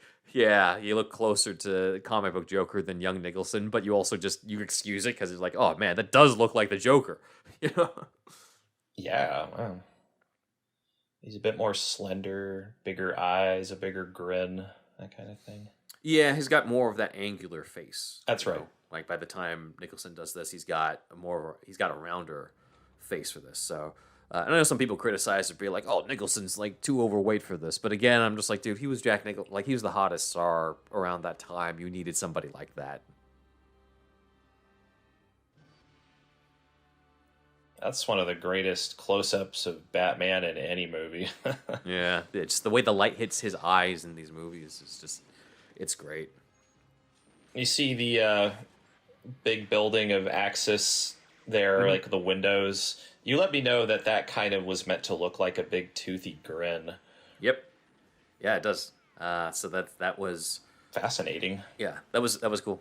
Yeah, I think they went through different names too, because I guess Ace Chemicals was the original name that I think. Yeah, it's Monarch Playing Card Company, the man behind the Red Hood, but I think it was the Killing Joke that established Ace Chemicals. I don't know. There's a weird thing whether Sam Hamm came up with that first or Alan Moore, but either way, like, they couldn't use it because I guess Ace Chemicals was a real company at the time, so they had to change it to Axis Chemicals. They almost made it Apex Chemicals, which was in the very first Detective Comics number 27 story, but they ended up going with this instead, which is fine. This is the first time too where we see Keaton's Batman kill, because he basically takes out all those guys as he blows them up. At this point, he goes from "I'm not going to kill you" to like "I'm going to kill you" in this movie. That's unfortunate. I think this is Carl Newman coming up. It didn't really matter at the time. Yeah, no, at the time, I think, again, it was kind of just like, we need to establish that Batman's a dark character. And then, compromises were made by people who didn't know much better about it. And I think nowadays we excuse it less just because we've seen it so often. You know, that's kind of why when BVS came out and Affleck's killing everybody, it was less about like, oh, like he's killing people. I'm like, okay, it's because I've seen Batman kill so many people that I thought at this point they should have at least done something different by now on it. I was more pissed about like you did it again, not so much that they did it in the first place, you know. No, Zack Snyder's an idiot, so he wouldn't like he couldn't see the consequences of having Superman and Batman, commit murder. Yeah, I always get kind of excited when this scene starts. I love the Trust music, and we all love the big clown balloon, and Nicholson dancing with his arms. He's not doing any lip syncing or anything. He's just, hey, look at me. Yeah, I like this too in terms of like it just feels very much in character, right? He's gonna lure all these people to their deaths while dancing about it. Yeah. He also didn't seem too upset that Batman demolished Axis Chemicals. He just shows up in his helicopter and laughs at him. He's like basically like, come and get me. Yeah, I mean, but also kind of, I guess he already had moved on at that point in terms of what he was gonna do. Like, yeah, he had that scene where he's like, ship them all. Poisoning Cosmetics was so last week. This week is all about this parade. You're right. It's like basically look too little, too late from Batman. You have to wonder why those henchmen were in there though. The guns. Yeah. Originally, this money was supposed to be fake. Like they were supposed to rub it off and find out that it was Joker's face on it, and then they all died for fake money, which feels like they should have at least had some. There's some deleted footage out there of this, or maybe I don't know if they do or don't. But like that's the payoff to the whole like my face on the $1 bill, you know, like right. It's such an obvious thing to like you should pay this off, and then they don't really with that. It's in the comic book adaptation though. That's very cool. Gotham's never great. knew that about. Yeah, the whole take the pictures. They use that quote on the Trust track on the Prince album. Yeah, I remember. Yeah. I think the first time I heard the track version, I wasn't expecting the amount of like audio clips to be in it. I just thought it would just play the whole song. I'm like, oh, okay, like it's kind of cool. That was actually very unique for the time. Trust. Bow, bow, bow. 2 albums. Like, oh, we're going to release Elfman's score and this Prince album. That was unheard of at the time, I believe. I remember that being something that felt revolutionary. It was interesting. Just one, yeah. Because this almost was just Prince music for the whole thing. Or like Elfman working with Prince on the score, and Elfman was like, no. And I think we're glad that it worked out the way that it did. Because I think Prince is exactly where he should be, and Elfman's exactly where he should be in this. And interestingly, the Prince album is the one that got the movie's poster on the cover. The Elfman one got like a picture of the bat wing over the moon above the clouds. So it's funny that the pop album is the one that got the official poster. Yeah, I think they just figured that was going to be more popular because it's Prince. I think they were right. Yeah. Prince had fucking Purple Rain and When Doves Cry. He was like, he was almost as legendary as Nicholson. Yeah, so I think that was fine as a call. And I also just think it just fits. Like, to me, it just fits well to have that. Maybe it's because I just grew up with it. The album cover for Elfman being that Batwing shot over the moon. Like, that just fits so well. It is very dramatic. It's one of the coolest shots in the whole thing. Oh, yeah. No, I love that, too. If you look at some of the Golden Age stuff, too, when Batman has, like, the Bat Autogyro or whatever, where it's, like, it's an early plane prototype thing, they do a similar thing of, like, oh, you can see him silhouetted against the moon a little bit. Man, Knox doesn't even put his mask on. He's just, like, holding it. He would not do so well during the pandemic. No, he shouldn't. But, yeah, he becomes his own Batman. Just a different Bat. Knox is the real hero of this film.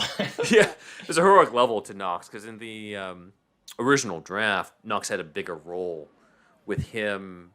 First off, discovering Bruce's Batman and almost like blackmailing him over it, where he's just like, "You got to stay away from Vicky, or else this goes out." And then he kind of has his own redemption. Yeah, like he kind of has his own redemption to it, where he's like, "Yeah, that was a kind of an asshole move," and he does this thing right where he tries to be heroic and even creates some sort of makeshift bat signal to alert Batman about the balloons. So like again, such a big role, and then like he ends up getting killed from this whole encounter of him trying to fight off the henchmen, and they basically just cut all of that in this version. And I think Robert Wool was very happy because he's like, "Oh, this means I could get to be in the sequel, right?" Uh-oh. Yeah, but They're just doing a Burton movie with Batman in it. It's not really the sequel. so we're bringing back Batman, Alfred, and Gordon, and that's about it. And the Batmobile, yeah.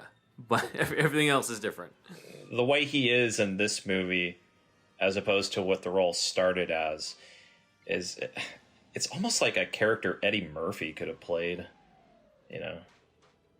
Yeah, no, I kind of have difficulty seeing Robert Wool as that version of Knox. Where That's right. Because like he's just more comedic in this one. He kind of that's the role he's supposed to serve. So Robert Wool is kind of hired to play that version of Knox for that. But yeah, the other version would have been a more substantial role and probably would be somebody who's a little bit more like a mix of the serious and the comedic. I love Those Are My Balloons. It's just another just wonderful childhood memories watching this scene and these fucking amazing matte paintings and miniatures, the score from Elfman. Shit, man. He's so distraught about his balloons. They stole my balloons! Because throughout this movie, he's fallen into a vat of chemicals. His entire, his hair and his entire body has changed. His girlfriend threw herself out the window. But the most distraught thing is the balloons. And that's when he kills Bob at a scene nobody likes. Poor Bob, yeah. Yeah, it wasn't Bob's fault. He was just angry. I think Bob got his own action figure, too. He was the iconic Joker henchman before Harley Quinn showed up. Yeah, there's that fantastic image. Love this Batwing. Joker knows he did something wrong because then he says, like, "Boys, I'm going to need a moment alone." Right.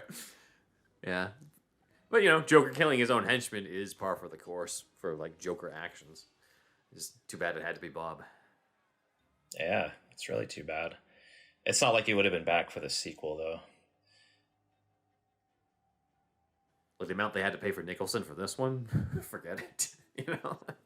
Kill him off in this one so we don't have to bring him back again. Yeah, I was just saying, Bob surviving this would not mean he would be in the next one, as it's that's true. It's basically a completely different story.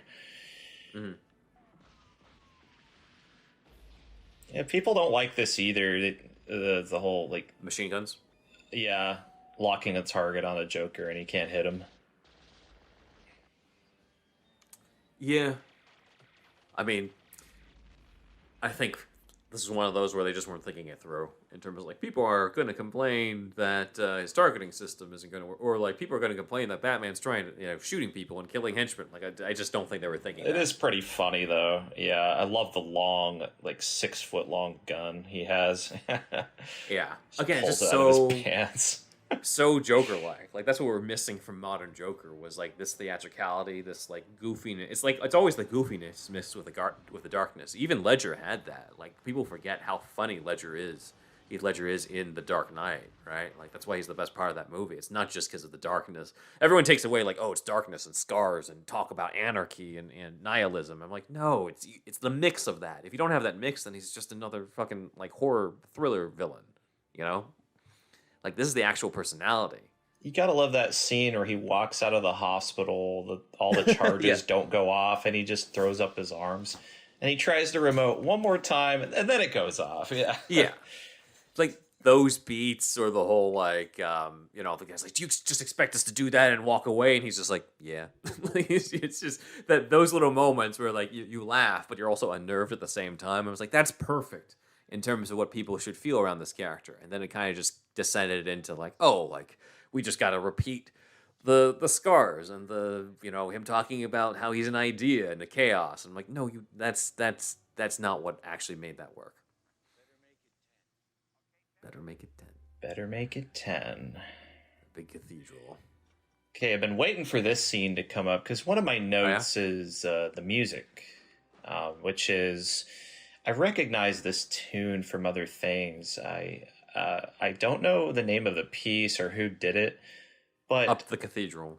Up the Cathedral. It's so the notes are dun dun dun, which is a reference to something from a long time ago, and maybe it's some like Nosferatu shit or something. Maybe it's Frankenstein. I don't know, but what I do know is that Grant Kirkhope used that same. He referenced that piece of music in stuff of his own. And one example of that is actually in Donkey Kong 64. There's a castle level in that game that also uses those, like it references that theme. And I was like, and so when I hear it in Batman 89, I'm like, oh yeah, Kirkhope did that and for Donkey Kong. And to this day, I don't know what it's referencing, but it's a wonderful piece of music. Mm-hmm. Yeah, I didn't know that.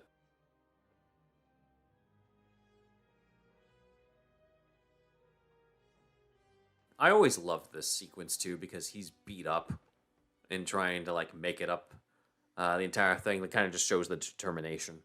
Because that was always what this was designed for. Was like, oh, he's nearly dying as he's making it up here, sort of thing. And so I love this battered look that they gave him for the rest of the movie. Me too. And I feel like the finale of Forever would have benefited from that too. Is when when he gets up to Riddler's like lair, and he's too clean. I really wish he would have been like sort of battle scarred. It looks so good in this, and I don't think any of the second, the third, or the fourth ever recapture that. Yeah, it's a really nice look to see him dirty like that.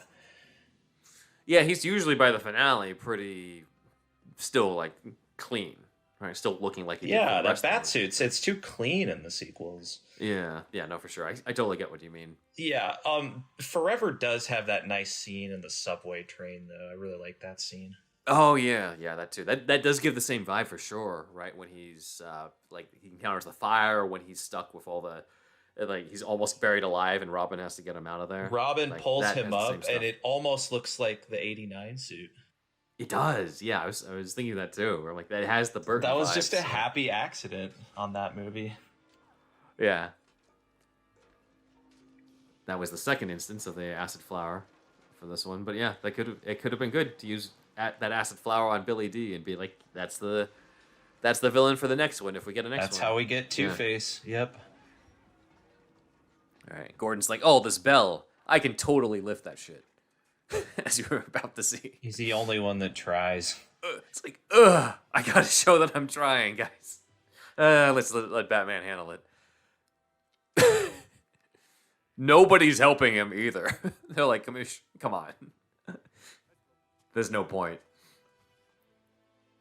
He says, let's go. He doesn't say, like, hey, we need a helicopter. He's just like, let's go. I guess they know what that means. He asks for searchlights. Okay, well, you tried, Jimmy. Yeah, I mean, I know I've seen a poll where people voted for Pat Hingle as like the worst Gordon, and I don't agree considering that the Batman 66 Gordon exists. Like that guy can't even do anything without Batman telling him what to do. At least in this one, Gordon tries. Like Gordon saves a room full of his own cops and Batman and Robin at least. The Neil Hamilton Gordon doesn't even have a mustache. I think this is Carl Newman too. In terms of just moving around at this point, other than the close-ups. This it looks amazing, but also it's reminding me of the video games. A lot of the games took inspiration from this set. One thing I have to mention before I forget is that the Batman Game Boy game, stage 4-2 takes place in the cathedral, but it's a auto scroll level that moves from left to right as opposed going up like it is in the actual movie, you know. Instead, it's one long cathedral, like a big hallway. And it is one of the hardest levels I have ever played in any video game. It scrolls so fast, and Batman's jump is like this floaty, hard to control, like moon physics jump. And everywhere you jump, there's like another platform that's ready to shoot you. It's just a nightmare. Jeez, But I did it. I did it on a fishing trip in the middle of the night. I was sitting with my Game Boy on a picnic table next to a lantern, and that's when I beat Batman for the Game Boy. I was on a trip. Nice. That's awesome. I haven't had much exposure to the Game Boy version. I just know about the NES stuff. You know, in terms of the finale of the cathedral, first you have to fight Firebug, of all people, and then once you defeat Firebug, then you have to fight Joker. But it almost didn't even end with you fighting Joker. They had to like revise it. So like, yeah, you should probably have him fight the main villain who's actually in the movie in this video game, or else people are going to be very disappointed. So they had to revise it. Again, the bang gun, all this Jokerism type stuff that we've just lost since then in terms of live action version of Joker. Like, this really has all the classic stuff. Those colorful props. You need to make the Joker charming as well as dangerous. And fun, yeah. Now, this black guy, I think he's mentioned. I think all these henchmen are mentioned in Batman Resurrection, because like Bruce is sort of remembering this night in one of the scenes in that book, and yeah, this dude is relentless, and it's kind of believable that this sort of mixed martial arts just henchman would stand a chance against Batman, because well, he crashed, he went up all those stairs, he fought two henchmen already. Yeah. I think in the novelization they say that he got like recruited from a martial arts studio to kind of explain his skills. But I also think part of it too, like towards the very end, it's like, okay, was he really beating Batman, or was Batman deliberately like guiding him towards the edge so that when he fell, then he could do that move, you know, like. Oh, no. Absolutely, he got his ass kicked, but he found a way to... Beforehand, beforehand, but then found a way, yeah. I'm not saying he did it the whole time. I'm just talking about the very end there. At the very end. Like, all right, well, if you're going to do that, then I'm going to do this.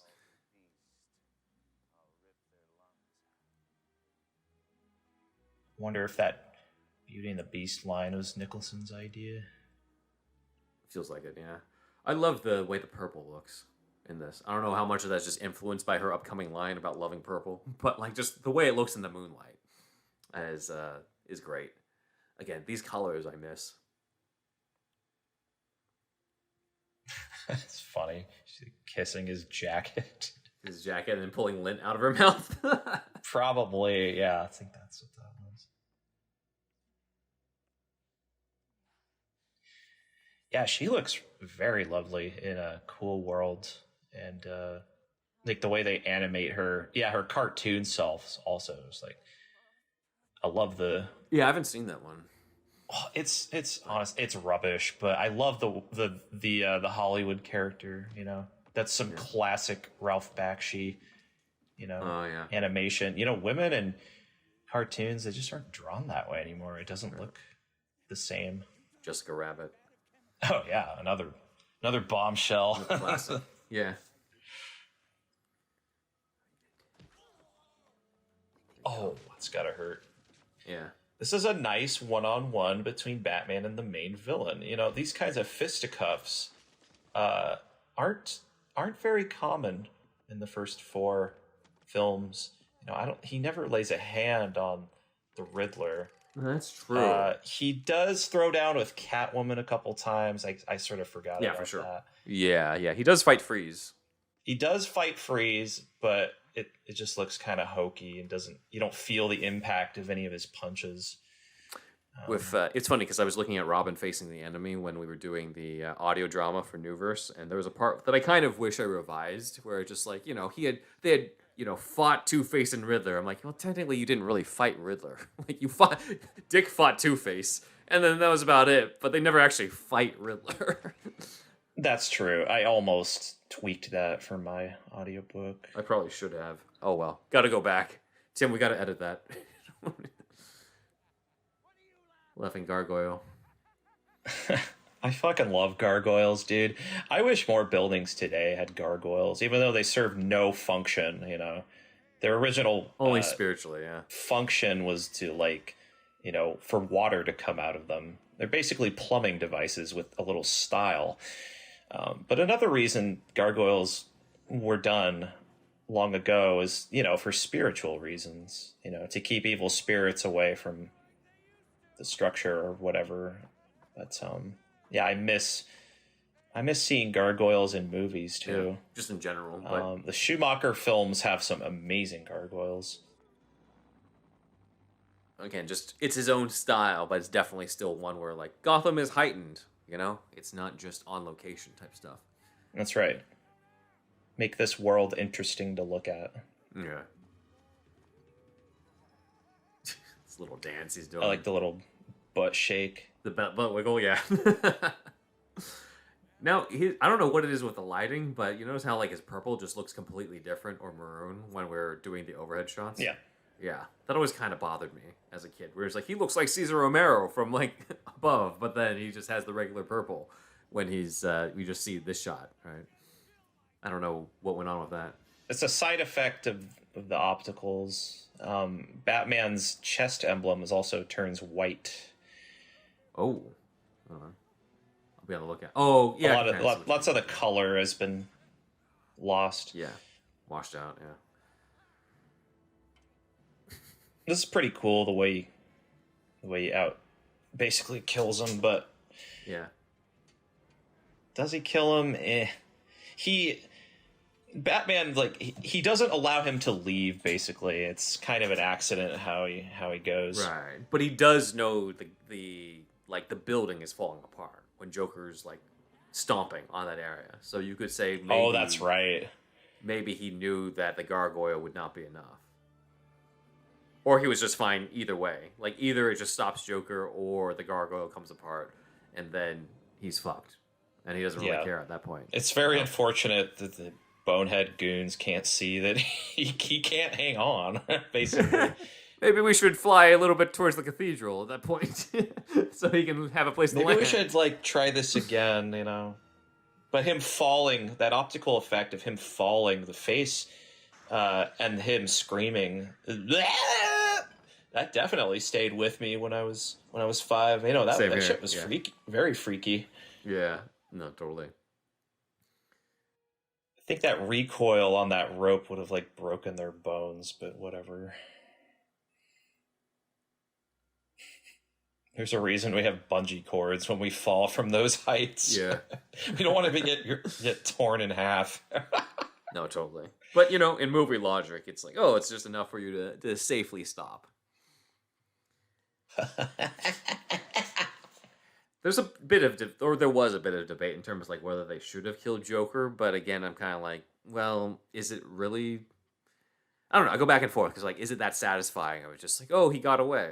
Or he gets captured and thrown into Arkham. I just don't know if that would have been hit the same way. And also at this time, they weren't even sure if they were going to have a sequel. And if they were going to have a sequel, do you bring Nicholson back, considering how much you had to pay him for this one? I'm sure they weren't really thinking too much about, oh, we should save him for another movie at this point. Star Wars was also meant to be just one movie, despite what Lucas claims. Yeah. The end of Star Wars is clever because the victory is in that the Death Star is destroyed and the rebels win, but Vader just he's floating through space, so they let him get away. He's kind of the secondary villain of A New Hope, but it ended up paying off to not kill off Vader in the first one. Yeah. Yeah, I guess here we just don't really have a Death Star. Like Joker is the Death Star and Vader of this movie. Joker, So it's just like, is the end all be all force of this whole movie. Yeah, so it's kind of difficult to do the same type of thing. Again, like these days, yeah, they would have had a way to like lock him up in Arkham at the end, but I'm like, at that time, I just don't think they were really thinking through of like, oh, we should keep Joker alive and Batman shouldn't kill Joker and all this other stuff. They just their intention was let's just establish he's a dark character and that's it.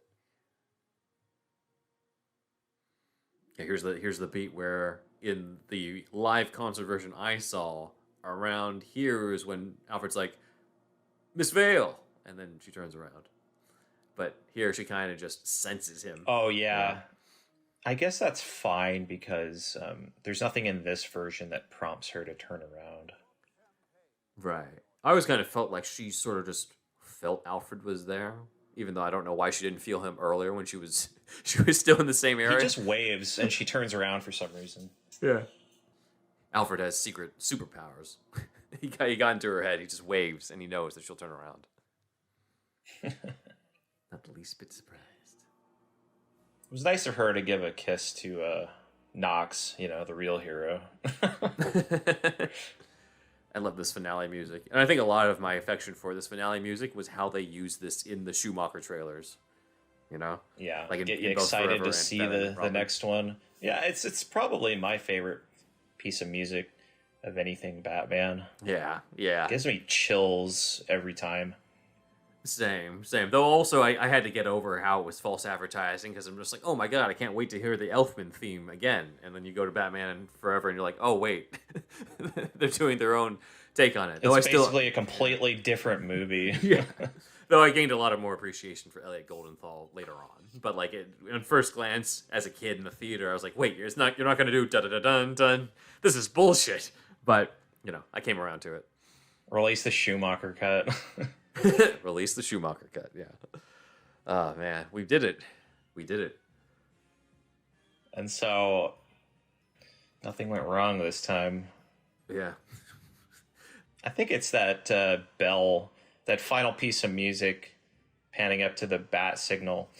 I think it's that bell that makes the music. That bell just makes my hair stand up. It's an incredible finale piece. It definitely brings it together for sure. Yeah, and I just love. It's such an iconic shot too. I have that image signed by Carl because that's Carl in the suit for that shot for it, and it's it sticks to you. Right? That plus the It's finale. an interesting suit too. The ears are shorter on that. On that suit. Yeah, something's a little bit off.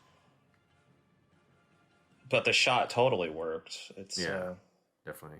It's lovely, and I wish Batman Forever would get its original ending restored because it was a lot like the '89 end shot. Mm-hmm. Yeah, though I do Batman and Robin on a gargoyle. Damn. Yeah, that would have been awesome. I still like the final shot in the movie, but them on the gargoyle too would have been great. The one we got is a little too 66 for me because it is like it mirrors the cartoon intro of the 60s show. I don't mind it. Yeah, I don't mind it. It's just the original I think would have been cooler. Mm-hmm. Yeah, I'm curious if we were to ever find like why they made the choice they did. Like maybe they didn't think it looked good when they tried to put it together. Like we do have that production shot of them in front of like the blue screen, but who knows what that would have looked like when they were trying to put everything else with it at that time. Because I know there's like fan edits of that. And we're in Scandalous mode now. Scandalous is a great song. I used to have an iPod with all of Prince's songs on it, and I had a little alarm clock that my iPod put onto the bass, basically, and you could set whatever song you wanted for your alarm. Oftentimes I would do Scandalous, it's like I'd wake up really early to catch the school bus, and it was nice to have a song that wasn't too loud and it was kind of lower tempo, and Prince's kind of sexy voice. It's nice. Yeah, that's what this tune reminds me of. I was always kind of amused looking at the soundtracks where they said, "Oh, like the love theme track from Elfman is like it's Scandalous, written by Prince," and I was like, "You guys realize the love theme / Scandalous is really just a slowed down version of Elfman's theme? Like the actual instrumental part is just da da da da da. Like it's the same theme. Like it's just he wrote obviously the lyrics and the song, but like the underlying music isn't necessarily like Prince. It's just Elfman doing another variation, but." Okay, whatever they had to work out, whatever they had to work out for that. But yeah, Scandalous is definitely part of the complete package, especially this part where that last Scandalous part with the Warner Brothers logo. Like Yeah, and that the way it ends on the end credits there, it's different from the album version, which is longer. But I like the film version a little better, I think. Me too. And Me so too. It's got that nostalgia to it. that was Blunt Man 89. Starring Kevin Smith. Yeah. Honestly, I honestly don't think it's a great movie, but it has just a look to it that was never done. It had never been seen before, and we've never seen it again since. It was lightning in a bottle. It looks amazing. It's a fun movie. It was perfect for the time, and also it's like the best marketed movie of all time too. I mean, God, cinema was changed forever after this. Yeah, like to have gone back in time for that too. Jeez.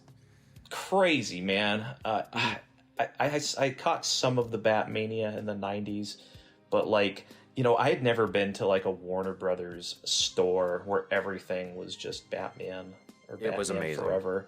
Yeah, I mean, I recall being in the toy stores at like Target and seeing rows and rows of Batman and Robin toys. But yeah, this is a couple years before I was born, and but our friend Neil Ricketson, he was there for all this stuff, and yeah, I'd like to maybe just ask him sometime what that was like, because we can't go back no matter how much we want to. Yeah, no. Yeah, no, that studio store was where I first saw the Batman Forever trailer. It was just never on my radar. I knew they were making a new one because I had heard, like, my parents had told me, hey, Val Kilmer's the new Batman, and they got Jim Carrey as the Riddler. I was like, oh, okay, cool. And then as a kid, I was just randomly at the store, and then suddenly I heard the familiar Elfman music because that's what was in the trailer.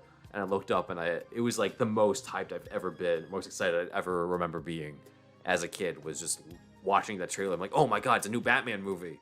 And just looking so forward to Batman Forever. That was such a magical time. Like, that was the closest I got to experience Batmania myself, was for Batman Forever as a kid, where like it wasn't quite to the level of 89 Mania, but there was enough of that despite what the revisionists say, like that the Kiss from the Rose obviously was like #1 as the song. Like it was a big movie for 1995. And I got some of that excitement when we got to see that damn work print of Batman Forever. Oh, yeah. That was... I haven't been that excited for a movie in a very long time. And it really felt like something that was part of the decade, the whole Batmania movement, that just wasn't really meant to be seen, because it is ultimately just a test to see how the movie feels before it's actually put out in theaters. But I think it's better than the theatrical version. Oh yeah, for sure. The third Batman. And the excitement I felt, I don't know if I'll ever feel that again or what. But, come what may. Mm-hmm. And to close this out, I would like to know what you like better, Batman or Batman Returns? Oh, that's a tough one. I think in my heart as a kid, it's Batman 89, just because this is the one I watched over and over and over again on VHS. Like, this is the Gotham I dream of. For when I was a teenager, it was all Batman Returns. Like that's like the angsty teenage boy like Batman movie for me was that one. But I haven't seen it as much. I think there is a lot more emotion to it when it comes to the Bruce and Selina story, but it depends on what I'm in the mood in. Overall, I think my preference is Batman 89, but that doesn't mean I hate Returns either. Well, I know you don't hate it, but I'm just wondering how you would rank Why don't we do this? How would you Oh, rank God. Batman 1 through 4? You think 1 through Batman 89 is your favorite? It's tough because the first 3 are pretty even keel. If I had to really make a choice, in my heart, it's probably 89 Forever, Returns, Batman and Robin. If I'm talking about like the one that had the one that feels more significant to me now and feels more like an actual Bruce Wayne story, it would be Batman Forever. Yeah. Like I feel like I've come to almost like rank that as like the one, like the more personal favorite of where I'm at in my life now compared to growing up. There's always going to be this childhood nostalgia type of thing, but there's also kind of like there's the iconic elements of 89 for sure, but the underlying Batman story is very like simple in this. Nobody's like, oh, this is an amazingly complex plot in 89. Like it's it's there for like the vibes and the sort of a popcorn movie. Yeah, but Forever has a lot more of the like what's going on, like even in the theatrical version, but especially in the Schumacher cut that we saw, you know, the work print that we saw, like that one for sure would probably, like, if they did ever release a finished version of that, I would rank that as number 1. I probably would too, but as it stands, you know, I have the third one as my number 1 because that was just. I can imagine. I was kind of impressionable, I guess, the first time I saw it. Not all movies I saw as a kid have aged well, but Forever certainly has, and that's the one I've seen the most. My second favorite, I'm actually kind of not sure if it's the first one or Batman and Robin. I had a feeling it would be Batman and Robin. Well, Batman and Robin, it's I know it's bad, but you know, sometimes a bad movie can be interesting to explore. And, you know, troubled productions are always interesting for me. Yeah. And you know, it is also a continuation of Batman Forever. Yeah. Albeit a pretty weak one. But yeah, I think after this viewing, I would actually rate Batman Forever, Batman, then Batman and Robin, and then Returns. Because I have issues with of Returns, the tone of Returns. Yeah. So yeah, I think that's gonna do it for me. And Sweet. glad we got to do this. Yeah. Yeah. I think we hit a home run. Yeah, me too. I'm looking forward to this going out. But yeah, guys, you can catch me over at Superhero Stuff You Should Know. You can also check out Newverse Media with some of the audio dramas that I've been a part of. I do the voice of both Michael Keaton and Val Kilmer on that one. We've done Burtonverse and Schumacherverse audio dramas, and I know Drew, we've been kind of talking to you about you getting involved in some of those in the future. So I'm looking forward to that collaboration as well. All right, Ben. Thanks. I had a good time, and yeah, take it easy. You too. All right. Thank you.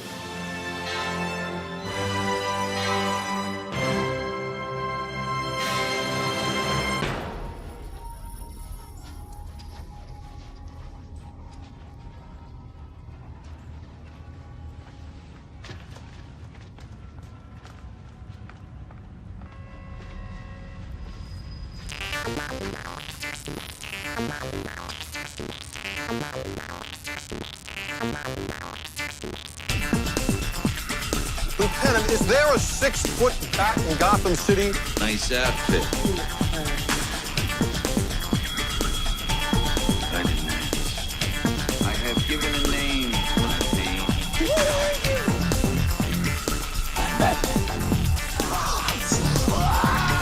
Get those toys. My life is really complex. Lights out! Now you want to get nuts? Come on, let's get nuts. Freak terrorizes. Wait till they get a load of me. Those are my balloons. They stole my balloon! You're covered this money or not? Somebody tell me that he had one of those. Now shut up. Things. Shut up. Alfred, let's go shopping. That's the game. Chances are, you bought them already. Where are we going? The great survivors.